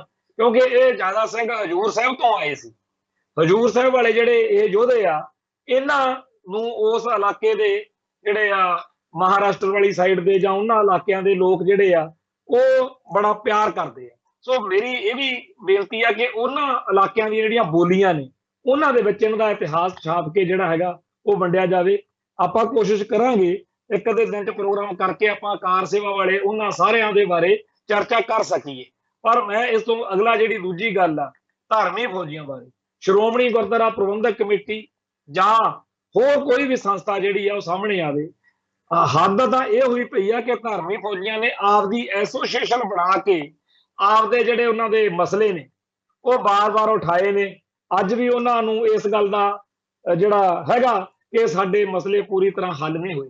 ਬੇਸ਼ੱਕ ਜਥੇਦਾਰ ਗੁਰਚਰਨ ਸਿੰਘ ਟੌਹੜਾ ਦੇ ਵੇਲੇ ਬਹੁਤ ਸਾਰੀਆਂ ਉਹਨਾਂ ਦੀਆਂ ਸਮੱਸਿਆਵਾਂ ਹੱਲ ਹੋਈਆਂ ਨੇ, ਬਹੁਤ ਸਾਰਿਆਂ ਨੂੰ ਕੰਮ ਨੌਕਰੀਆਂ ਵਗੈਰਾ ਦੇ ਐਡਜਸਟ ਕੀਤਾ ਗਿਆ, ਪਰ ਅਜੇ ਵੀ ਜੇ ਉਹਨਾਂ ਦੇ ਕੋਈ ਮਸਲੇ ਹੈਗੇ, ਉਹਨਾਂ ਵੱਲ ਸਾਨੂੰ ਕੌਮ ਨੂੰ ਧਿਆਨ ਦੇਣਾ ਚਾਹੀਦਾ। ਮੈਂ ਜਿਵੇਂ ਪਹਿਲੀ ਲਹਿਰ ਅੱਜ ਦੇ ਪ੍ਰੋਗਰਾਮ ਦੀ ਆਖੀ ਆ ਕਿ ਜੇ ਸਾਡੇ ਵਰਗੇ ਜੇ ਜਿਉਂਦੇ ਫਿਰਦੇ ਆ ਨਾ, ਜੇ ਅੱਜ ਅਸੀਂ ਸੰਗਤਾਂ ਦੇ ਰੂਬਰੂ ਹੋਣ ਜੋਗੇ ਆ, ਅਸੀਂ ਉਦੋਂ 15 ਤੋਂ 35 ਸਾਲ ਵਾਲੇ ਵਿਚਾਲਿਆਂ ਉਹਨਾਂ 'ਚ ਆਉਣਾ ਸੀ। ਪਤਾ ਨਹੀਂ ਕਿਹਨੇ ਇੱਥੇ ਬਚਣਾ ਸੀ ਤੇ ਕਿਹਨੂੰ, ਇਹ ਤਾਂ ਅਕਾਲ ਪੁਰਖ ਵਾਹਿਗੁਰੂ ਦੇ ਹੱਥ ਵਸ ਹੁੰਦਾ। ਪਰ ਦੁਸ਼ਮਣ ਦੀ ਜਿਹੜੀ ਸੋਚ ਸੀ ਉਹ ਤਾਂ ਇਹੀ ਸੀ ਨਾ ਕਿ 15 ਤੋਂ 35 ਸਾਲ ਦੇ ਵਿਚਾਲੇ ਕਿਸੇ ਨੂੰ ਛੱਡਣਾ ਨਹੀਂ। ਸੋ ਜਿਹੜਾ ਕਹਿਰ ਉਦੋਂ ਵਾਪਰਿਆ, ਉਹਦੇ ਵਿੱਚ ਸਭ ਤੋਂ ਵੱਡੀ ਜਿਹੜੀ ਦੁਸ਼ਮਣ ਦੀ ਚਾਲ ਨੂੰ ਫੇਲ ਕਰਨ ਵਾਲਾ ਕੰਮ ਹੋਇਆ, ਉਹ ਇਹਨਾਂ ਧਾਰਮਿਕ ਫੌਜੀਆਂ ਨੇ ਕੀਤਾ। ਪਿੱਛੇ ਜੇ ਬਾਬਾ ਗੁਰਚਰਨ ਸਿੰਘ ਜੀ ਮਾਨੋ ਚਾਹਲ ਦੇ ਭਰਾ ਸਰਦਾਰ ਤਰਲੋਚਨ ਸਿੰਘ ਜੀ, ਉਹ ਵੀ ਧਾਰਮਿਕ ਫੌਜੀਆਂ ਚੋਂ ਆ। ਉਹਨਾਂ ਨਾਲ ਜਦੋਂ ਇੰਟਰਵਿਊ ਕੀਤੀ ਜਾਂ ਹੋਰ ਜਿਹੜੇ ਧਾਰਮਿਕ ਫੌਜੀ ਆ ਉਹਨਾਂ ਨਾਲ ਜਦੋਂ ਮੇਲੇ ਗੇਲੇ ਕੀਤੇ, ਉਹਨਾਂ ਦੇ ਦੁੱਖ ਦਰਦ ਸੁਣੇ ਸਮਝੇ, ਤਾਂ ਮਨ ਨੂੰ ਬਹੁਤ ਭਾਰੀ ਠੇਸ ਵੱਜੀ ਇਸ ਗੱਲ ਦੀ ਕਿ ਸਾਡੀ ਕੌਮ ਨੇ इस गल वल ध्यान ही नहीं दिता कि जिवें फौज नूं 1984 वेले हुक्म दे दिता होया सी कि सिखां दी नस्लकुशी करनी है, एक दे वाढिओ, ते जिवें इन्हां ने आपदे प्रोजेक्ट दे हिसाब नाल बगावतां कीतियां, कोई लालगढ़ जट्टा तो, कोई जम्मू कश्मीर तो, कोई तिरपरा तो, कोई कितों, और जो इन्हां नाल बीती, जे किते वो कोई सुन सके पत्थर रोण लग पैणगे। जो जुल्म, जो जबर इन्हां नूं गिरफ्तार करन तो बाद विच हुकूमत ने कीता, जो नजरिया, जो रवैया नफरत भरिया इन्हां प्रति सिस्टम दा रिहा, तौबा वाली गल, तौबा ही करा, बहुत जुल्म झल्लिया। ਅੱਜ ਵੀ कई बार ਜਦੋਂ ਉਹ ਸਾਹਮਣੇ ਫੋਟੋਆਂ ਕੱਢ ਕੇ ਦਿਖਾਉਂਦੇ ਆ ਵੀ ਆਹ ਦੇਖ ਮੇਰੇ ਇੱਥੇ ਗੋਲੀ ਵੱਜੀ ਸੀ, ਆਹ ਦੇਖਾਂ ਮੇਰੇ ਤਸ਼ੱਦਦ ਦੇ ਨਾਲ ਮੇਰਾ ਅੰਗ ਨਕਾਰਾ ਹੋਇਆ, ਆਹ ਦੇਖੋ ਅੱਜ ਮੈਂ ਵੱਡੀ ਉਮਰ ਦੇ ਵਿੱਚ ਆ। ਕਈ ਕਹਿੰਦੇ ਆ ਕਿ ਦੇਖੋ ਜੀ ਜਿਹੜੀਆਂ ਫੌਜ ਦੇ ਵਿੱਚ ਜੇ ਅਸੀਂ ਨੌਕਰੀ ਕਰਦੇ ਰਹਿੰਦੇ, ਜਿਹੜੇ ਸਾਡੇ ਨਾਲ ਦੇ ਭਗੌੜੇ ਨਹੀਂ ਹੋਏ, ਅੱਜ ਉਹਨਾਂ ਨੂੰ ਦੇਖੀਦਾ ਤਾਂ ਮਨ ਵਿੱਚ ਆਉਂਦਾ ਕਿ ਸਾਨੂੰ ਕੌਮ ਦਾ ਧਰਮੀ ਫੌਜੀ ਹੋਣ ਦਾ ਖਿਤਾਬ ਤਾਂ ਹੈ, ਪਿਆਰ ਤਾਂ ਮਿਲਦਾ, ਪਰ ਜ਼ਿੰਦਗੀ ਦੇ ਵਿੱਚ ਆਰਥਿਕ ਪੱਖ ਤੋਂ ਅਸੀਂ ਬਹੁਤ ਸੱਟ ਖਾਧੀ। ਤੋ ਇਸ ਗੱਲ ਬਾਰੇ ਸਾਡੇ ਪਿਛਲੇ ਸੰਘਰਸ਼ ਦੇ ਵਿੱਚ ਬਹੁਤ ਲੋਕਾਂ ਨੇ ਮਾਇਆ ਦਿੱਤੀ ਵੀ ਆ ਤੇ ਮਾਇਆ ਵੰਡੀ ਵੀ, ਪਰ ਸਾਨੂੰ ਇਹ ਅੱਜ ਦੇ ਸਮੇਂ 'ਚ, ਕਿਉਂਕਿ ਅੱਜ ਦਾ ਜਿਹੜਾ ਸਮਾਂ ਦਮਦਮਾ ਸਾਹਿਬ, ਦਮਦਮਾ ਕਨਸੈਪਟ ਵਾਲਾ ਸਮਾਂ, ਹੁਣ ਦਮ ਲੈਣ ਦਾ ਸਮਾਂ, ਜਿਹਦੇ ਵਿੱਚ ਅਸੀਂ ਇਹੋ ਜਿਹੇ ਕੰਮ ਨਾਲ ਦੀ ਨਾਲ ਕਰਨੇ ਚਾਹੀਦੇ। ਬਾਹਰਲੇ ਮੁਲਕਾਂ ਦੇ ਵਿੱਚ ਹਰ ਥਾਂ ਦੇ ਉੱਤੇ ਗੁਰਦੁਆਰਾ ਸਾਹਿਬਾਨ ਦੇ ਵਿੱਚ ਬਾਹਰ ਇੱਕ ਸਾਨੂੰ ਗੋਲਕ ਲਾਉਣੀ ਚਾਹੀਦੀ ਹੈ, ਜਿਹਦੇ ਵਿੱਚ ਅਸੀਂ ਇਹ ਕਹੀਏ ਕਿ ਜੀ ਅਸੀਂ ਅੰਮ੍ਰਿਤਸਰ ਦੇ ਵਿੱਚ, ਅੰਮ੍ਰਿਤਸਰ ਦੇ ਬਾਹਰਲੇ ਪਾਸੇ, ਜਲੰਧਰ ਵਾਲੇ ਪਾਸੇ ਕਿਤੇ ਉਸ ਪਾਸੇ ਕੋਈ ਇਹੋ ਜਿਹੀ ਵੱਡੀ ਇਮਾਰਤ ਜਿਹਦੇ ਵਿੱਚ ਕਾਰ ਸੇਵਾ ਵਾਲੇ ਜਾਂ ਜੂਨ 84 ਦੇ ਮੌਕੇ ਜਿਹੜੇ ਧਰਮੀ ਫੌਜੀ ਆ ਉਹਨਾਂ ਬਾਰੇ ਜਾਂ ਹੋਰਾਂ ਦੇ ਬਾਰੇ ਉੱਥੇ ਜਾਣਕਾਰੀ, ਕਿਉਂਕਿ ਦਰਬਾਰ ਸਾਹਿਬ ਦੇ ਵਿੱਚ ਹੁੰਦਾ ਕੀ ਆ, 6 ਜੂਨ ਵਾਲੇ ਦਿਨ ਇੰਨੀ ਭਾਰੀ ਗਿਣਤੀ ਵਿੱਚ ਫੋਰਸਾਂ ਲਾ ਦਿੱਤੀਆਂ ਜਾਂਦੀਆਂ ਨੇ। ਹੁਣ ਤਾਂ ਚਲੋ ਆਮ ਆਦਮੀ ਪਾਰਟੀ ਦਾ ਰਾਜ ਸੀ, ਕਾਂਗਰਸ ਵੇਲੇ ਵੀ ਇਹੀ ਹਾਲ ਰਹਿੰਦਾ, ਪਰ ਸਭ ਤੋਂ ਵੱਧ ਮਾੜਾ ਹਾਲ ਹੁੰਦਾ ਬਾਦਲ ਦਲ ਦੇ, ਜੋ ਜੂਤ ਪਤਾਨ ਸਿੱਖ ਸੰਗਤਾਂ ਦੀ ਬਾਦਲ ਦਲ ਵਾਲੇ ਕਰਦੇ, ਜਿਵੇਂ ਟਾਸਕ ਫੋਰਸ ਵਾਲਿਆਂ ਤੋਂ ਪੱਗਾਂ ਲਹਾਉਂਦੇ, ਤੇ ਸਿੱਖੀ ਦੀ ਜਾਂ ਸੰਘਰਸ਼ ਦੀ ਜਾਂ ਜੂਨ 84 ਦੀ ਗੱਲ ਬੰਦਾ ਕਰੇ ਤਾਂ ਕਰੇ ਕਿੱਥੇ। ਅਸੀਂ ਕਈ ਵਾਰ ਪ੍ਰੋਗਰਾਮ ਲਿਖੇ, ਅਸੀਂ ਅੱਗੇ ਪਿੱਛੋਂ ਲਿਖਦੇ, ਜਦੋਂ ਜੂਨ 84 ਦੇ ਸ਼ਹੀਦਾਂ ਦੀ ਡਾਇਰੈਕਟਰੀ ਰਿਲੀਜ਼ ਕਰਨੀ ਸੀ, ਸਾਡੀ ਹਿੰਮਤ ਨਹੀਂ ਸੀ ਪੈਂਦੀ, ਅਸੀਂ 9 ਜੂਨ ਨੂੰ ਪ੍ਰੋਗਰਾਮ ਰੱਖਿਆ, ਕਿਉਂਕਿ 6 ਜੂਨ ਤੱਕ ਤਾਂ ਟਾਸਕ ਫੋਰਸ ਤੇ ਦਿੱਲੀ ਦਰਬਾਰ ਦੀਆਂ ਫੋਰਸਾਂ ਰਲ ਕੇ ਸਿੱਖਾਂ ਨੂੰ ਕੁੱਟਣ ਨੂੰ ਤਿਆਰ ਹੋਈਆਂ ਖੜੀਆਂ ਹੁੰਦੀਆਂ ਨੇ। ਉੱਥੇ ਅਸੀਂ ਉਹਨਾਂ ਸ਼ਹੀਦਾਂ ਦੇ ਪਰਿਵਾਰ ਸੱਦੇ ਹੋਣ ਤੇ ਇੱਥੋਂ ਟਾਸਕ ਫੋਰਸ ਵਾਲੇ ਡਾਂਗਾ ਚੱਕ ਕੇ ਖੜ ਜਾਣ। ਕੱਲ ਵੀ ਇੱਕ ਗੁਰਸਿੱਖ ਪਿਆਰਾ ਉੱਥੇ ਨੌਜਵਾਨ ਬੱਚਾ ਲੋਕਾਂ ਨੂੰ ਪ੍ਰੇਰਨਾ ਦੇ ਰਿਹਾ ਕਿ ਬਾਣੀ ਪੜ੍ਹੋ, ਅੰਮ੍ਰਿਤ ਛਕੋ, ਸਿੰਘ ਸਜੋ, ਇਹੀ ਸ਼ਹੀਦਾਂ ਨੂੰ ਸ਼ਰਧਾਂਜਲੀ ਆ, ਤੇ ਉੱਥੇ ਇਹ ਟਾਸਕ ਫੋਰਸ ਵਾਲਿਆਂ ਦੇ 2 ਉਹਨੂੰ ਜਾ ਚਿੰਬੜੇ, ਉਹ ਤਾਂ ਸਿੱਖ ਸੰਗਤਾਂ ਦਾ ਵਿਰੋਧ ਹੋਇਆ ਤਾਂ ਉਹ ਭੱਜੇ ਆ। ਉਹ ਇਸ ਤਰੀਕੇ ਦਾ ਮਾਹੌਲ ਜਿਹੜਾ ਉਹ ਅੱਜ ਤੱਕ ਇਹ ਮਾਨਸਿਕਤਾ ਹੈਗੀ ਆ ਕਿ ਦਰਬਾਰ ਸਾਹਿਬ ਦੇ ਅੰਦਰ ਪੰਥਕ ਸਰਗਰਮੀ ਕਰਨੀ ਬਹੁਤ ਔਖੀ ਹੈ। ਧੰਨਦੇ ਨੇ ਉਹ ਲੋਕ ਜਿਹੜੇ ਇਸ ਉਲਟ ਮਾਹੌਲ ਦੇ ਵਿੱਚ ਵੀ ਧਰਮ ਦੀ, ਕੌਮ ਦੀ, ਪੰਥ ਦੀ ਗੱਲ ਜਿਹੜੇ ਹੈਗੇ ਆ ਕਰਦੇ। ਸੋ ਇਹਨਾਂ ਦੀ ਮਜਬੂਰੀ ਆ, ਕਿਉਂਕਿ ਕਾਂਗਰਸ ਨੂੰ ਗਾਲਾਂ ਗੁਣਾ ਕੱਢ ਕੇ ਲੋਕਾਂ ਨੂੰ ਭੜਕਾਉਣਾ ਹੁੰਦਾ ਕਿ ਬਾਦਲ ਦਲ ਨੂੰ ਵੋਟਾਂ ਪਾਓ ਜੀ, ਕਾਂਗਰਸ ਬੜੀ ਮਾੜੀ ਆ। ਇਸ ਕਰਕੇ ਇਹ 6 ਜੂਨ ਦਾ ਦਿਹਾੜਾ ਮਨਾਉਂਦੇ ਆ, ਇਹ ਇਹਦਾ ਸਿਆਸੀ ਲਾਹਾ ਲੈਣ ਨੂੰ ਮਨਾਉਂਦੇ ਆ, ਜਿਹੜਾ ਕੌਮੀ ਤੌਰ ਦੇ ਉੱਤੇ ਇੱਕ ਆ ਪਹਿਲੀ ਵਾਰ ਆ ਬੜੇ ਲੰਮੇ ਅਰਸੇ ਤੋਂ ਬਾਅਦ ਕਿ ਗਿਆਨੀ ਹਰਪ੍ਰੀਤ ਸਿੰਘ ਨੇ ਗੱਲਾਂ ਕੁਝ ਚੰਗੀਆਂ ਕੀਤੀਆਂ ਤੇ ਸਿੱਧਾ ਭਾਰਤ ਨੂੰ ਬਲੇਮ ਕੀਤਾ, ਨਹੀਂ ਤਾਂ ਕਾਂਗਰਸ ਦੇ ਖੜਾ ਕਰ ਲੈਂਦੇ ਆ ਗੱਲ ਨੂੰ। ਅਰਦਾਸੀਏ ਸਿੰਘ ਨੂੰ ਵੀ ਜਿਵੇਂ ਕਿਹਾ ਹੋਵੇ ਕਿ ਤੂੰ ਬਸ ਕਾਂਗਰਸ, ਇਹ ਠੀਕ ਆ ਕਿ ਉਦੋਂ ਕਾਂਗਰਸ ਦਾ ਹਮਲਾ ਸੀ, ਪਰ ਬੀਜੇਪੀ ਕਿਹੜਾ ਉਹਦੇ ਚ ਹੈ ਨਹੀਂ ਸੀ, ਹੈ ਕਿਹੜਾ ਨਹੀਂ ਸੀ। ਬਾਬਾ ਜਰਨੈਲ ਸਿੰਘ ਜੀ ਖਾਲਸਾ ਪਿੰਡਰਾਂ ਵਾਲੇ ਅਕਸਰ ਇਹ ਗੱਲ ਕਹਿੰਦੇ ਹੁੰਦੇ ਸੀ ਕਿ ਸਿੱਖ ਦੀ ਪੱਗ ਲਾਉਣ ਲਈ ਅੱਜ ਸਾਰੇ ਹਿੰਦੁਸਤਾਨ ਦਾ ਹਿੰਦੂ ਇੱਕ ਪਲੇਟਫਾਰਮ ਤੇ ਇਕੱਠਾ ਹੋਇਆ ਖੜਾ। ਸੋ ਮੁਲਕ ਦੀ ਬਹੁ ਗਿਣਤੀ ਨੂੰ, ਮੁਲਕ ਦੇ ਲੋਕਾਂ ਨੂੰ ਪੂਰਾ ਗਮਰਾਹ ਕੀਤਾ ਗਿਆ। ਸੰਤ ਭਿੰਡਰਾਂ ਵਾਲਿਆਂ ਦੇ ਬਾਰੇ ਇਉਂ ਬਣਾ ਦਿੱਤਾ ਗਿਆ ਜਿਵੇਂ ਕੋਈ ਲਹੂ ਪੀਣੇ ਰਾਖਸ਼ ਹੋਣ, ਤੇ ਮਾੜੇ ਤੋਂ ਮਾੜਾ, ਭੈੜੇ ਤੋਂ ਭੈੜਾ ਉਹਨਾਂ ਬਾਰੇ ਪ੍ਰਚਾਰ ਕਰਨ ਵਾਲਿਆਂ ਨੇ ਇਹੋ ਜਿਹੀ ਸਥਿਤੀ ਕਿ ਹਰੇਕ ਬੰਦਾ ਇਹ ਕਹਿੰਦਾ ਸੀ ਕਿ ਦਰਬਾਰ ਸਾਹਿਬ ਤੇ ਹਮਲਾ ਹੋਣਾ ਤੇ ਉੱਥੇ ਭਿੰਡਰਾਂ ਵਾਲਿਆਂ ਨੂੰ ਸ਼ਹੀਦ ਕਰਨਾ ਅਤ ਜ਼ਰੂਰੀ ਕੰਮ। ਉਹਨਾਂ ਦੀ ਤਾਂ ਗੱਲ ਛੱਡੋ, ਸਾਡੀ ਕੌਮ ਦੇ ਲੋਕ ਬੜੇ ਇਹੋ ਜਿਹੇ ਟ੍ਰੈਪ 'ਚ ਫਸੇ। ਅੱਜ ਤੱਕ ਵੀ ਕਈ ਮਾਤਾ ਦਾ ਮਾਲ ਇਹੋ ਜਿਹੀਆਂ ਗੱਲਾਂ ਕਰਦਾ ਹੈ ਕਿ ਜੀ ਇਹ ਹਮਲਾ ਬਿਲਕੁਲ ਠੀਕ ਹੋਇਆ। ਅੱਜ ਤੱਕ ਧਰਤੀ ਉੱਤੇ ਕੋਈ ਇਹੋ ਜਿਹਾ ਬੰਦਾ ਨਹੀਂ ਤੁਹਾਨੂੰ ਲੱਭੂ ਜਿਹੜਾ ਕਵੇ ਕਿ ਮੇਰੇ ਧਰਮ ਦੇ ਸਥਾਨ ਤੇ ਹਮਲਾ ਹੋਇਆ ਤੇ ਠੀਕ ਹੋਇਆ, ਪਰ ਸਾਡੀ ਕੌਮ 'ਚ ਇਹੋ ਜਿਹਾ ਵਰਗ ਹੈਗਾ। ਇੱਕ ਪਾਸੇ ਉਹ ਲੋਕ ਨੇ ਜਿਹੜੇ ਆਪਦੇ ਧਰਮ ਉੱਤੇ ਹਮਲਾ ਹੁੰਦਾ ਦੇਖ ਕੇ, ਧਰਮ ਸਥਾਨ ਉੱਤੇ ਹਮਲਾ ਦੇਖ ਕੇ, ਇਸ ਪਤਾ ਹੋਣ ਦੇ ਬਾਵਜੂਦ ਕਿ ਅਸੀਂ ਇਸ ਫੋਰਸ ਦਾ, ਇਸ ਦੁਸ਼ਮਣ ਦੇ ਏਡੇ ਭਾਰੀ ਅਸਲੇ ਦਾ ਬਹੁਤਾ ਚਿਰ ਮੁਕਾਬਲਾ ਨਹੀਂ ਕਰ ਸਕਦੇ, ਪਰ ਇੱਕ ਗੱਲ ਸੋਚ ਲਈ ਕਿ ਜਿੰਨਾ ਟਾਈਮ ਸਰੀਰ ਦੇ ਵਿੱਚ ਪ੍ਰਾਣ ਹੈਗੇ ਆ, ਜਦੋਂ ਤੱਕ ਸਾਹ ਚੱਲਦੇ ਆ, ਉਦੋਂ ਤੱਕ ਆਪਦੀ ਲੜਾਈ ਲੜਨੀ। ਕਈ ਵਾਰ ਜੰਗ ਦਾ ਪਤਾ ਹੁੰਦਾ ਕਿ ਆਪਾਂ ਹਾਰ ਜਾਾਂਗੇ, ਪਰ ਇਹ ਦੱਸਣ ਲਈ ਲੜਨਾ ਪੈਂਦਾ ਕਿ ਅਸੀਂ ਇਸ ਜੰਗ ਦੇ ਵਿੱਚ ਆਪਦੇ ਹਿੱਸੇ ਦੀ ਸੇਵਾ ਜਿਹੜੀ ਆ ਉਹ ਕਰਨ ਤੋਂ ਭੱਜੇ ਨਹੀਂ ਸੀ। ਸਾਨੂੰ ਪਤਾ ਸੀ ਕਿ ਅਸੀਂ ਦੁਸ਼ਮਣ ਦੇ ਸਾਹਮਣੇ ਕਿੰਨਾ ਕੁ ਅੜ ਸਕਦੇ ਹਾਂ, ਪਰ ਇਹਦੇ ਬਾਵਜੂਦ ਸਾਨੂੰ ਲੜਨਾ ਚਾਹੀਦਾ ਸੀ ਨਾ, ਤਾਂ ਅਸੀਂ ਲੜੇ। ਸੋ ਜੂਨ 1984 ਨੂੰ ਜਿਨ੍ਹਾਂ ਸੂਰਮਿਆਂ ਨੇ ਕਿਸੇ ਵੀ ਤਰ੍ਹਾਂ ਸੇਵਾ ਨਿਭਾਈ ਹੈ, ਉਹਨਾਂ ਦਾ ਅਸੀਂ ਦੇਣ ਨਹੀਂ ਦੇ ਸਕਦੇ। ਤੇ ਦੂਜੇ ਪਾਸੇ ਬਾਦਲ ਦਲ ਨੂੰ ਚਾਅ ਚੜਿਆ ਪਿਆ ਵੀ ਇਹਨਾਂ ਸ਼ਹਾਦਤਾਂ ਦੇ ਬਦਲੇ ਜੇ 4 ਵੋਟਾਂ ਮਿਲਦੀਆਂ ਹੋਣ ਤਾਂ ਉਹ ਲੈ ਲਈਏ। ਹੁਣ ਸਾਡੇ ਸਾਹਮਣੇ ਨਿੱਤ ਕੋਈ ਨਾ ਕੋਈ ਇਹੋ ਜਿਹਾ ਡਰਾਮਾ ਕਰਕੇ ਆਪਦੇ ਪੈਰ ਲਾਉਣ ਦੇ ਲਈ ਯਤਨਸ਼ੀਲ ਨੇ। ਉਹ ਇਸ ਗੱਲ ਦੇ ਵਿੱਚੋਂ ਨਿਕਲ ਹੀ ਨਹੀਂ ਸਕੇ ਕਿ ਅਸੀਂ 1984 ਤੋਂ ਬਾਅਦ ਇਸ ਮੁਲਕ ਨਾਲੋਂ ਸਿੱਖਾਂ ਦਾ ਰਿਸ਼ਤਾ, ਜਿਹੜਾ ਨਾਤਾ, ਉਹ ਬਦਲ ਚੁੱਕਿਆ, ਉਹ ਟੁੱਟ ਚੁੱਕਿਆ। ਇਹਨਾਂ ਨੇ ਅਜੇ ਵੀ ਉਹੀ ਭਾਰਤ ਮਾਤਾ ਕੀ ਜੈ ਵਾਲਾ ਰਾਹ ਫੜਿਆ ਹੋਇਆ। ਹਰ ਪੰਥ ਪ੍ਰਸਤ ਤੇ ਹਰ ਖਾਲਿਸਤਾਨੀ ਨੂੰ ਆਪਦਾ ਨਿੱਜੀ ਦੁਸ਼ਮਣ ਮੰਨਦੇ ਆ। ਜਦੋਂ ਵੀ ਸੱਤਾ ਨਹੀਂ ਹੁੰਦੀ, ਜਿਵੇਂ ਹੁਣ ਨਹੀਂ, ਹੁਣ ਬੜੀਆਂ ਕੌਮੀ ਗੱਲਾਂ ਕਰਦੇ, ਹੁਣ ਬੜੀਆਂ ਪੰਥਕ ਗੱਲਾਂ ਕਰਦੇ, ਹੁਣ ਧਾਰਮਿਕ ਫੌਜਾਂ ਦੀ ਵੀ ਗੱਲ ਕਰਨ, ਹੁਣ ਹੋਰ ਵੀ ਗੱਲਾਂ ਕਰ ਲੈਣ, ਪਰ ਜਦੋਂ ਤਾਕਤ ਹੱਥ ਵਿੱਚ ਆਈ, ਪਹਿਲੇ ਦਿਨ ਹੀ ਕਹਿ ਦਿੰਦੇ ਆ ਕਿ ਅਮਨ ਸ਼ਾਂਤੀ ਭੰਗ ਨਹੀਂ ਹੋਣ ਦਿਆਂਗੇ, ਅਸੀਂ ਉਹਨਾਂ ਦੇ ਆਹ ਕਰ ਦਿਆਂਗੇ, ਉਹ ਕਰ ਦਿਆਂਗੇ, ਜਿਹੜੇ ਜੀ ਪਾਕਿਸਤਾਨ ਦੇ ਪਿੱਠੂ। ਪਾਕਿਸਤਾਨ ਦੇ ਪਿੱਠੂ ਕੌਣ? ਜਿਹੜੇ ਪੰਥ ਦੀ ਗੱਲ ਕਰਦੇ, ਕੌਮ ਦੀ ਗੱਲ ਕਰਦੇ। ਸੋ ਇਸ ਤਰੀਕੇ ਦੇ ਨਾਲ ਇਹ ਸਿਆਸੀ ਭਲਵਾਨ ਜਿਹੜੇ ਆ, ਸਾਡੀ ਲੜਾਈ ਜਿਹੜੀ ਆ ਉਹ ਬਹੁਤ ਲੰਮੀ ਕਰਦੇ ਜਾ ਰਹੇ ਆ। ਖੈਰ, ਜਿਹੜੀ ਗੱਲ ਧਾਰਮਿਕ ਫੌਜਾਂ ਦੀ ਆਪਾਂ ਅੱਜ ਛੇੜੀ ਆ, ਉਹਦੇ ਬਾਰੇ ਮੇਰਾ ਬਾਰ-ਬਾਰ ਇਹ ਸਾਰੇ ਸਰੋਤਿਆਂ ਨੂੰ, ਗਾਂ ਸੁਣਨ ਵਾਲਿਆਂ ਨੂੰ, ਵੀਰਾਂ ਨੂੰ ਇਹ ਬੇਨਤੀ ਆ ਵੀ ਇਸ ਪੱਖ ਤੋਂ ਆਪਾਂ ਬਹੁਤ ਕੱਚੇ ਰਹਿ ਰਹੇ। ਸਮਾਂ ਬੀਤਦਾ ਜਾ ਰਿਹਾ, 1984 ਤੋਂ ਅੱਜ 2022 ਆ ਗਏ। ਸਾਨੂੰ ਉਹਨਾਂ ਸੂਰਮਿਆਂ ਦੀ ਯਾਦ ਵਿੱਚ ਯਾਦਗਾਰਾਂ ਉਸਾਰ ਲੈਣੀਆਂ ਚਾਹੀਦੀਆਂ ਨੇ। ਜਦੋਂ ਯਾਦਗਾਰ ਵੱਲ ਧਿਆਨ ਜਾਂਦਾ ਨਾ, ਤਾਂ ਬਹੁਤ ਕੁਝ ਉਸ ਯਾਦਗਾਰ ਦੇ ਰਾਹੀਂ ਹੋਈ ਇਤਿਹਾਸ ਜਿਹੜਾ ਅੱਖਾਂ ਦੇ ਸਾਹਮਣੇ ਆ ਜਾਂਦਾ। ਜਦੋਂ ਇੱਕ ਅੱਖਰ ਬੋਲਦੇ ਆ ਨਾ, ਚਮਕੌਰ ਦੀ ਗੜੀ, ਇਹ ਉਹ ਸਾਰਾ ਇਤਿਹਾਸ ਸਾਡੀਆਂ ਅੱਖਾਂ ਦੇ ਸਾਹਮਣੇ ਆ ਖੜਦਾ। ਪਰਿਵਾਰ ਵਿਛੋੜਾ, ਇੱਕੋ ਲਫ਼ਜ਼ ਕਿੱਡੀ ਵੱਡੇ ਇਤਿਹਾਸ ਨੂੰ ਸਾਡੇ ਅੰਦਰ ਜਿਹੜਾ ਮਨ, ਅੰਤਰਮਨ, ਉੱਥੇ ਲਿਆ ਕੇ ਵਸਾ ਦੇਣਾ। ਜਦੋਂ ਅਸੀਂ ਕਹਿੰਦੇ ਆ ਸਰਹੰਦ ਦੀ ਦੀਵਾਰ, ਸਭ ਕੁਝ ਅੱਖਾਂ ਦੇ ਸਾਹਮਣੇ ਆ ਜਾਂਦਾ। ਜਦੋਂ ਅੰਦਰ ਸ਼ਹੀਦੀ ਯਾਦਗਾਰ ਬਣਾਈ ਆ, ਬੜਾ ਵਿਰੋਧ ਹੋਇਆ। ਉਦੋਂ ਸਾਨੂੰ ਇੱਥੇ ਭਾਈ ਸਤਨਾਮ ਸਿੰਘ ਪੌਂਟਾ ਸਾਹਿਬ ਨੂੰ ਇੱਥੇ ਭੁੱਖ ਹੜਤਾਲ ਰੱਖਣੀ ਪਈ। ਕਈ ਦਿਨ, 3 ਦਿਨ ਇੱਥੇ ਬੈਠੇ ਰਹੇ, 72 ਘੰਟੇ ਭੁੱਖੇ।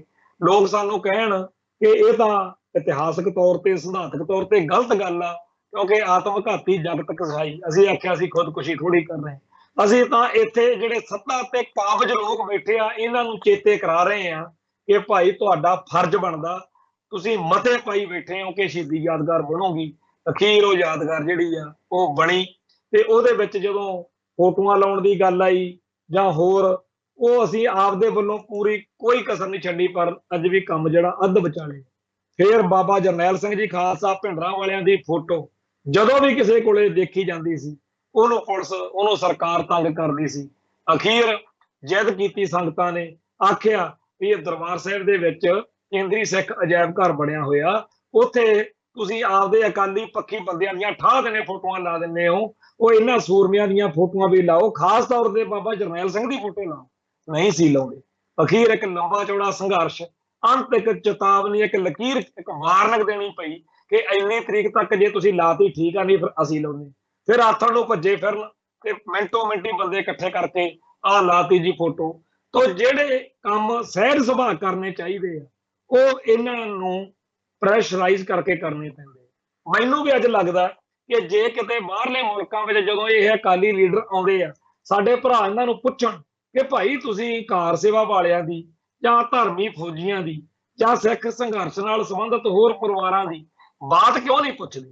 ਅੱਜ ਸਾਡੇ ਜਿਹੜੇ ਸ਼੍ਰੋਮਣੀ ਗੁਰਦੁਆਰਾ ਪ੍ਰਬੰਧਕ ਕਮੇਟੀ ਦੇ ਅਦਾਰੇ ਆ ਉਹਨਾਂ ਦੇ ਵਿੱਚ ਇਹ ਗੱਲ ਫਿਰ ਮੈਂ ਕਹਿਣੀ ਚਾਹੁੰਦਾ, ਕਈਆਂ ਨੂੰ ਇਹ ਗੱਲ ਹੋ ਸਕਦਾ ਬੁਰੀ ਲੱਗੇ, ਚੰਗੀ ਨਹੀਂ ਲੱਗਦੀ ਕਈ ਵਾਰੀ ਗੱਲ, ਪਰ ਸੱਚੀ ਸੱਚੀ ਆ ਕਿ 100 ਘਾਟਾਂ ਹੋਣਗੀਆਂ ਜਥੇਦਾਰ ਗੁਰਚਰਨ ਸਿੰਘ ਟੌਹੜਾ, ਪਰ ਉਹਦੇ ਹੁੰਦੇ ਆ ਬਹੁਤ ਸਾਰੇ ਸ਼੍ਰੋਮਣੀ ਕਮੇਟੀ ਦੇ ਵਿੱਚ ਮੁਲਾਜ਼ਮ ਸ਼ਹੀਦ ਪਰਿਵਾਰਾਂ ਚੋਂ ਜਾਂ ਜਿਨ੍ਹਾਂ ਦੇ ਪਰਿਵਾਰਾਂ ਦੇ ਮੈਂਬਰ ਸੰਘਰਸ਼ ਵਿੱਚ ਸੀਗੇ ਉਹਨਾਂ ਦੇ ਘਰਾਂ ਨੂੰ ਇੱਥੇ ਐਡਜਸਟ ਕੀਤਾ ਗਿਆ। ਸਾਡੇ ਸਾਹਮਣੇ ਆ ਸ਼ਹੀਦ ਭਾਈ ਹਰਜਿੰਦਰ ਸਿੰਘ ਜਿੰਦੇ ਦੇ ਭਰਾ ਨੂੰ, ਜਾਂ ਜਿੰਦੇ ਸੁੱਖੇ ਦੇ ਵਿੱਚੋਂ ਜਿਹੜਾ ਵੀਰ ਨਿਰਮਲ ਸਿੰਘ ਸੀਗਾ ਨਿੰਮਾ, ਉਹਨੂੰ ਹੋਰ ਬੜਿਆਂ ਨੂੰ ਜਥੇਦਾਰ ਟੌਹੜਾ ਸਾਹਿਬ ਦੇ ਵੇਲੇ ਨੌਕਰੀਆਂ ਜਿਹੜੀਆਂ ਦਿੱਤੀਆਂ ਗਈਆਂ ਐਡਜਸਟ ਕੀਤਾ ਗਿਆ। ਪਰ ਅੱਜ ਦਾ ਮਾਹੌਲ ਕੀ ਹੈ? ਅੱਜ ਦੇ ਸਮੇਂ ਦੇ ਵਿੱਚ ਇਹਨਾਂ ਸੰਸਥਾਵਾਂ ਦੇ ਵਿੱਚ ਜਿਹੜੇ ਸ਼੍ਰੋਮਣੀ ਕਮੇਟੀ ਦੇ ਅਧੀਨ ਗੁਰਦੁਆਰਾ ਸਾਹਿਬ, ਉੱਥੇ ਕੋਈ ਬੀਜੇਪੀ ਦਾ RSS ਦਾ ਲੀਡਰ ਫੋਨ ਕਰ ਦੇਵੇ ਤੇ ਚਾਹੇ ਐਂਟੀ ਪੰਥਕ ਸੋਚ ਵਾਲਾ ਬੰਦਾ ਹੋਵੇ ਉਹਨੂੰ ਮਿੰਟੋ ਮਿੰਟ ਨੌਕਰੀ ਦੇਣ ਨੂੰ ਤਿਆਰ ਹੋ ਜਾਣ। ਪਰ ਪੰਥਕ ਦਰਦ ਰੱਖਣ ਵਾਲੇ, ਸਿੱਖੀ ਦੀ ਚੜ੍ਹਦੀ ਕਲਾ ਲੋਚਣ ਵਾਲੇ ਪਰਿਵਾਰਾਂ ਦੇ ਲਈ ਇੱਥੇ ਕੋਈ ਥਾਂ, ਕੋਈ ਉਹਨਾਂ ਦੇ ਲਈ ਸੁਣਵਾਈ। ਮੈਂ ਅੱਜ ਦੇ ਇਸ ਪ੍ਰੋਗਰਾਮ ਵਿੱਚ ਇਹ ਦੱਸਣਾ ਚਾਹੁੰਦਾ ਕਿ ਇਸ ਵੇਲੇ ਸ਼੍ਰੋਮਣੀ ਗੁਰਦੁਆਰਾ ਪ੍ਰਬੰਧਕ ਕਮੇਟੀ ਦੇ ਪ੍ਰਧਾਨ ਸਰਦਾਰ ਹਰਜਿੰਦਰ ਸਿੰਘ ਧਾਮੀ, ਜਿਹੜੇ ਕਿ ਸਾਡੇ ਬਹੁਤ ਹੀ ਕਰੀਬੀ ਸਰਦਾਰ ਹਰਚਰਨਜੀਤ ਸਿੰਘ ਧਾਮੀ ਦਲ ਖਾਲਸਾ ਵਾਲੇ, ਉਹਨਾਂ ਦੇ ਪਰਿਵਾਰ ਚ ਹੋਣ, ਤੇ ਦੂਜੇ ਪਾਸੇ ਜਥੇਦਾਰ ਟੌਹੜਾ ਸਾਹਿਬ ਦੇ ਨਜ਼ਦੀਕੀ ਉਹਨਾਂ ਦੇ ਵਾਰਸ ਵਜੋਂ ਜਾਣੇ ਜਾਂਦੇ ਜਥੇਦਾਰ ਕਰਨੈਲ ਸਿੰਘ ਪੰਜੋਲੀ ਹੈ। ਪਰ ਜੇ ਕੋਈ ਕਵੇ ਕਿ ਇਹ ਬੜਾ ਖਨੀ ਕਮਾਲ ਕਰ ਦੇਣਗੇ, ਪੂਰੇ ਦਾ ਪੂਰਾ ਸਿਸਟਮ ਇਸ ਗੱਲ ਤੇ ਲੱਗਿਆ ਹੋਇਆ ਕਿ ਇਹਨਾਂ ਨੂੰ ਫੇਲ ਕਰਕੇ ਰੱਖਣਾ ਤੇ ਇਹ ਅਗਲੀ ਵਾਰ ਕਿਤੇ ਦੁਬਾਰਾ ਆ ਨਾ ਜਾਣ। ਇਸ ਤਰੀਕੇ ਦਾ ਮਾਹੌਲ ਜਦੋਂ ਸੰਸਥਾਵਾਂ ਦੇ ਵਿੱਚ ਆਇਆ ਹੋਵੇ ਉਦੋਂ ਬਹੁਤ ਔਖਾ ਲੱਗਦਾ। ਚਾਹੀਦਾ ਤਾਂ ਇਹ ਆ ਕਿ ਦੁਬਾਰਾ ਸੰਸਥਾਵਾਂ ਦੇ ਅੰਦਰ ਪੰਥ ਪ੍ਰਸਤੀ ਦੀ ਭਾਵਨਾ ਵਾਲੇ ਬੰਦਿਆਂ ਨੂੰ ਭਰਤੀ ਕੀਤਾ ਜਾਵੇ, ਉਹਨਾਂ ਦੇ ਕੈਂਪ ਲਾਏ ਜਾਣ, ਉਹਨਾਂ ਦੇ ਅੰਦਰ ਕੌਮੀ ਦਰਦ ਭਰਿਆ ਜਾਵੇ। ਜਦੋਂ ਵੀ ਕੋਈ ਸਿੱਖ ਜਾਂ ਗੈਰ ਸਿੱਖ ਦਰਬਾਰ ਸਾਹਿਬ ਆਵੇ ਉਹਦੇ ਮਨ ਨੂੰ ਚਾਹ ਆਵੇ ਜਦੋਂ ਜਿਹੜੇ ਸ਼੍ਰੋਮਣੀ ਕਮੇਟੀ ਦੇ ਮੁਲਾਜ਼ਮ ਨੇ। ਪਰ ਅਫਸੋਸ ਦੀ ਗੱਲ ਹੈ ਕਿ ਇਸ ਪਾਸੇ ਅਸੀਂ ਬਹੁਤ ਜ਼ਿਆਦਾ ਪਛੜ ਗਏ। ਸੰਸਥਾਵਾਂ ਦੇ ਅੰਦਰਲਾ ਸਿਸਟਮ ਕੱਲਾ ਇਹ ਗੱਲਾਂ ਨਾਲ ਨਹੀਂ, ਇਹ ਅੰਦਰ ਭਾਵਨਾ ਸਾਨੂੰ ਲਿਆਉਣੀ ਪਊਗੀ। ਸਾਡੀਆਂ ਸੰਸਥਾਵਾਂ ਨੇਗੀਆਂ, ਇਹਨਾਂ ਉੱਤੇ ਕਾਬਜ ਲੋਕਾਂ ਨੇ, ਸਿਆਸੀ ਭਲਵਾਨਾਂ ਨੇ ਜੋ ਮਾਹੌਲ ਸਿਰਜ ਦਿੱਤਾ, ਉਹਦੇ ਬਾਰੇ ਸਾਨੂੰ ਆਪ ਨੂੰ ਸੋਚਣਾ ਪਊਗਾ। ਇਹ ਸੰਸਥਾਵਾਂ ਸਿੰਘ ਸਭਾ ਲਹਿਰ, ਗੁਰਦੁਆਰਾ ਸੁਧਾਰ ਲਹਿਰ ਵਿੱਚੋਂ ਆਪਣੇ ਬਜ਼ੁਰਗਾਂ ਨੇ ਸਿਰਜੀਆਂ ਸੀ, ਤੇ ਇਹਨਾਂ ਸੰਸਥਾਵਾਂ ਦੀ ਸਫਾਈ ਦਾ, ਇਹਨਾਂ ਵਿੱਚ ਸੱਚੇ ਸੁੱਚੇ ਪਾਕ ਪਵਿੱਤਰ ਜਜ਼ਬੇ ਵਾਲੇ ਲੋਕਾਂ ਨੂੰ ਲਿਆਉਣ ਦਾ ਸਾਡਾ ਕੰਮ। ਜਦੋਂ ਵੀ ਕੋਈ ਬਦਨਾਮੀ ਵਾਲੀ, ਜਦੋਂ ਵੀ ਕੋਈ ਨਾਵਾਚਕ ਖਬਰ ਆਉਂਦੀ ਹੈ ਨਾ, ਜਿਹੜੇ ਅੱਜ ਦੇ ਕਈ ਜਿਹੜਾ ਜਿਨ੍ਹਾਂ ਨੂੰ ਚਟਪਟੀਆਂ ਗੱਲਾਂ ਦਾ ਸਵਾਦ ਚਸਕਾ ਪੈ ਜਾਂਦਾ, ਉਹ ਜਦੋਂ ਸੋਸ਼ਲ ਮੀਡੀਆ ਤੇ ਸਾਂਝੀਆਂ ਕਰਦੇ ਆ ਤਾਂ ਮੈਂ ਦੇਖਦਾ ਕਈ ਬਜ਼ੁਰਗ ਉਮਰ ਦਰਾਜ ਜਿਹੜੇ ਗੁਰਸਿੱਖ ਨੇ ਉਹ ਫਿਰ ਇਸ ਗੱਲੋਂ ਬੜਾ ਹਿਰਖ ਕਰਦੇ ਆ। ਉਹ ਕਹਿਣਗੇ ਉਹਨਾਂ ਨੇ ਤਾਂ ਕਮਲ ਕੁੱਟ ਲਿਆ, ਉੱਥੇ ਉਹ ਬੰਦੇ ਨੇ ਗਲਤੀ ਕਰ ਲਈ। ਇਹ ਸੰਸਥਾਵਾਂ ਆਪਣੀਆਂ ਨੇ, ਇਹਨਾਂ ਦਾ ਸੁਧਾਰ ਕਰੋ। ਉਹਨਾਂ ਨੂੰ ਕਹੀਦਾ ਕਿ ਕੋਈ ਵਾਹ ਨਹੀਂ ਚੱਲਦੀ, ਕਹਿੰਦੇ ਜੇ ਨਹੀਂ ਵਾਹ ਵੀ ਚੱਲਦੀ ਤਾਂ ਵੀ ਇਸ ਤਰੀਕੇ ਨਾਲ ਨਾ ਕਰੋ। ਸੋ ਅੱਜ ਵੀ ਮੈਂ ਫਿਰ ਇਹ ਬੇਨਤੀ ਕਰਦਾ ਕਿ ਸਾਡੀਆਂ ਸੰਸਥਾਵਾਂ ਨੇ ਘਾਟਾਂ ਨੇ, ਕਮਜ਼ੋਰੀਆਂ ਨੇ, ਬੜੀਆਂ ਗੜਬੜਾਂ ਨੇ, ਪਰ ਇਹਦੇ ਬਾਵਜੂਦ ਸਾਨੂੰ ਇਹਦੇ ਅਲਟਰਨੇਟਿਵ ਵਜੋਂ ਵੀ ਉੱਭਰਨਾ ਪਊਗਾ। ਸਾਨੂੰ ਇਹਨਾਂ ਸੰਸਥਾਵਾਂ ਦੇ ਸੁਧਾਰ ਲਈ ਵੀ ਆਪ ਸਾਹਮਣੇ ਆਉਣਾ ਪਊਗਾ। ਜਿਨ੍ਹਾਂ ਲੋਕਾਂ ਦੇ ਮਨਾਂ ਵਿੱਚ ਇਹ ਦਰਦ ਵਾ ਉਹ ਸੰਸਥਾਵਾਂ ਦੇ ਵਿੱਚ ਦਾਖਲ ਹੋਣ, ਸ਼੍ਰੋਮਣੀ ਕਮੇਟੀ ਦੇ ਮੈਂਬਰ ਬਣਨ, ਪ੍ਰਧਾਨ ਬਣਨ, ਸਿਸਟਮ 'ਚ ਬਣਨ, ਅੰਦਰ ਸੱਚੀ ਸੁੱਚੀ ਸੋਚ ਵਾਲੇ ਬੰਦਿਆਂ ਦੀ ਭਰਤੀ ਕਰਨ। ਇਹ ਨਹੀਂ ਤਾਂ ਜਿਸ ਤਰੀਕੇ ਨਾਲ ਇਹ ਸਾਰਾ ਚੱਲ ਰਿਹਾ, ਜਿਵੇਂ ਮੈਂ ਪਹਿਲਾਂ ਵੀ ਕਈ ਵਾਰੀ ਕਿਹਾ ਕਿ ਉਹਨਾਂ ਕੁ ਦਿਨਾਂ ਦੇ ਵਿੱਚ ਹੀ ਪਿਛਲੀ ਸਦੀ ਦੇ ਵਿੱਚ RSS ਹੋਂਦ ਵਿੱਚ ਆਈ ਹੈ, ਉਹਨਾਂ ਕੁ ਦਿਨਾਂ ਦੇ ਵਿੱਚ ਹੀ ਸ਼੍ਰੋਮਣੀ ਕਮੇਟੀ ਹੋਂਦ ਵਿੱਚ ਆਈ ਹੈ। RSS ਨੇ ਹਿੰਦੂ ਭਾਈਚਾਰੇ ਅੰਦਰ ਹਿੰਦੂ ਹੋਣ ਦਾ ਮਾਣ, ਕਿ ਗਰਵ ਸੇ ਕਹੋ ਹਮ ਹਿੰਦੂ, ਇਹ ਪੈਦਾ ਕਰਨਾ ਸੀ, ਤੇ ਹਿੰਦੂ ਰਾਸ਼ਟਰ ਦੀ ਭਾਵਨਾ ਪੈਦਾ ਕਰਨੀ ਸੀ। ਤੇ ਅੱਜ ਉਹ ਇਸ ਮਕਸਦ ਵਿੱਚ ਕਿੰਨੇ ਕਾਮਯਾਬ ਨੇ ਇਹ ਆਪਣੇ ਸਾਹਮਣੇ ਹੈ। ਦੂਜੇ ਪਾਸੇ ਸ਼੍ਰੋਮਣੀ ਗੁਰਦੁਆਰਾ ਪ੍ਰਬੰਧਕ ਕਮੇਟੀ, ਜਿਹਦੀ ਜ਼ਿੰਮੇਵਾਰੀ ਬਣਦੀ ਸੀ ਕਿ ਪੰਥਕ ਪੀੜ ਰੱਖਣ ਵਾਲੇ, ਪੰਥਕ ਦਰਦ ਰੱਖਣ ਵਾਲੇ ਲੋਕਾਂ ਨੂੰ ਲੱਭ ਕੇ ਇਸ ਸੰਸਥਾ ਦਾ ਹਿੱਸਾ ਬਣਾਇਆ ਜਾਵੇ, ਜਿਹੜੇ ਸਿੱਖੀ ਦੀ ਚੜ੍ਹਦੀ ਕਲਾ ਲਈ ਇੱਥੇ ਦਿਨ ਰਾਤ ਕੰਮ ਕਰਨ। ਇੱਕ ਮੁਲਾਜ਼ਮ ਉਹ ਹੁੰਦਾ ਜਿਹੜਾ ਕਹਿੰਦਾ ਜੀ ਆਪਾਂ ਤਾਂ ਤਨਖਾਹ ਲੈਣੀ ਆ, ਇੰਨੀ ਮਿਲਣੀ ਆ, ਜੋ ਮਰਜ਼ੀ ਕਰ। ਦੂਜੇ ਪਾਸੇ ਬੰਦਾ ਉਹ ਹੁੰਦਾ ਜਿਹੜਾ ਕਹਿੰਦਾ ਹੈਗਾ ਸ਼ੁਕਰ ਆ ਸੱਚੇ ਪਾਤਸ਼ਾਹ ਦਾ ਮੈਨੂੰ ਇਹੋ ਜਿਹੀ ਸੰਸਥਾ 'ਚ ਨੌਕਰੀ ਮਿਲ ਗਈ ਹੈ ਤੇ ਮੈਂ ਇੱਥੇ ਤਨਖਾਹ ਨਾਲੋਂ 1000 ਗੁਣਾ ਵੱਧ ਕੰਮ ਕਰਕੇ ਜਾਵਾਂ। ਜਦੋਂ ਮੈਂ ਧਰਤੀ ਤੇ ਨਾ ਰਵਾਂ ਤਾਂ ਮੇਰੇ ਵਾਰਸਾਂ ਨੂੰ, ਮੇਰੇ ਪਰਿਵਾਰ ਦੇ ਲੋਕਾਂ ਨੂੰ ਲੋਕ ਕਿਆ ਕਰਨ, ਤੁਹਾਡੇ ਖਾਨਦਾਨ ਚੋਂ ਫਲਾਨਾ ਸਿੰਘ ਹੋਇਆ, ਸ਼੍ਰੋਮਣੀ ਕਮੇਟੀ 'ਚ ਮੁਲਾਜ਼ਮ ਸੀ, ਨੌਕਰੀ ਕਰਦਾ ਸੀ, ਪਰ ਧੰਨ ਦਾ ਸੀ ਉਹ ਗੁਰਸਿੱਖ ਜਿਨੇ ਹਜ਼ਾਰਾਂ ਲੋਕਾਂ ਨੂੰ, ਲੱਖਾਂ ਲੋਕਾਂ ਨੂੰ ਸਿੱਖੀ ਦੀ ਮਹਿਕ ਵੰਡੀ ਤੇ ਉਹਨੇ ਨੌਕਰੀ ਤਾਂ ਜਿਹੜੀ ਕੀਤੀ ਸੋ ਕੀਤੀ, ਪਰ ਧਰਮ ਪ੍ਰਤੀ ਜਿਹੜੀ ਉਹਦੀ ਡੈਡੀਕੇਸ਼ਨ, ਕਮਿਟਮੈਂਟ ਸੀ ਉਹ ਕਮਾਲ ਦੀ ਸੀ।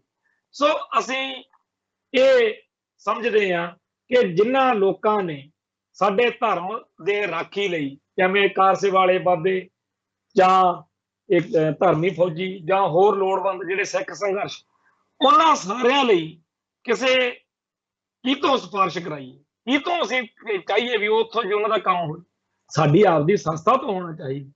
ਸੋ ਜਿੱਥੇ ਅਸੀਂ ਆ ਦਿਨ ਤਿਉਹਾਰ ਮਨਾਉਂਦੇ ਆ ਉੱਥੇ ਕਦੇ ਕੋਈ ਇਹੋ ਜਿਹਾ ਸਿਸਟਮ ਬਣ ਸਕੇ, ਕੋਈ ਸੁੱਖ ਸ਼ਾਂਤੀ ਵਾਲਾ ਹੋਵੇ, ਕਦੇ ਕੋਈ ਇਹੋ ਜਿਹਾ ਮਾਹੌਲ ਬਣੇ ਵੀ ਠੀਕ ਆ ਜੀ 3 ਜੂਨ ਨੂੰ ਕਾਰ ਸੇਵਾ ਨਾਲ ਸੰਬੰਧਿਤ ਜਿੰਨੇ ਵੀ ਕਾਰ ਸੇਵਾ ਵਾਲੇ ਸਿੰਘਾਂ ਨੇ ਇੱਥੇ ਸੇਵਾ ਕੀਤੀ ਆ ਜੂਨ 84 ਨੂੰ, ਉਹਨਾਂ ਦੇ ਲਈ ਸਨਮਾਨ ਸਮਾਰੋਹ, ਲੋਕਾਂ ਨੂੰ ਪਤਾ ਲੱਗੇ, ਕਿਤਾਬਾਂ ਪੜ੍ਹੀਆਂ ਜਾਣ, ਲੈਕਚਰ ਹੋਣ ਉਹਨਾਂ ਬਾਰੇ, ਦੀਵਾਨ ਅਸਥਾਨ ਮੰਜੀ ਸਾਹਿਬ।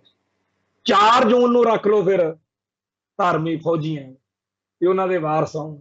5 ਜੂਨ ਨੂੰ ਰੱਖ ਲਓ ਬਾਕੀ ਜਿਹੜੀ ਸਿੱਖ ਸੰਗਤ, ਟਕਸਾਲ ਵਾਲੇ, ਫੈਡਰੇਸ਼ਨ ਵਾਲੇ ਜਾਂ ਹੋਰ ਜਿਨ੍ਹਾਂ ਨੇ ਜੂਨ 84 ਨੂੰ ਸੇਵਾ ਕੀਤੀ।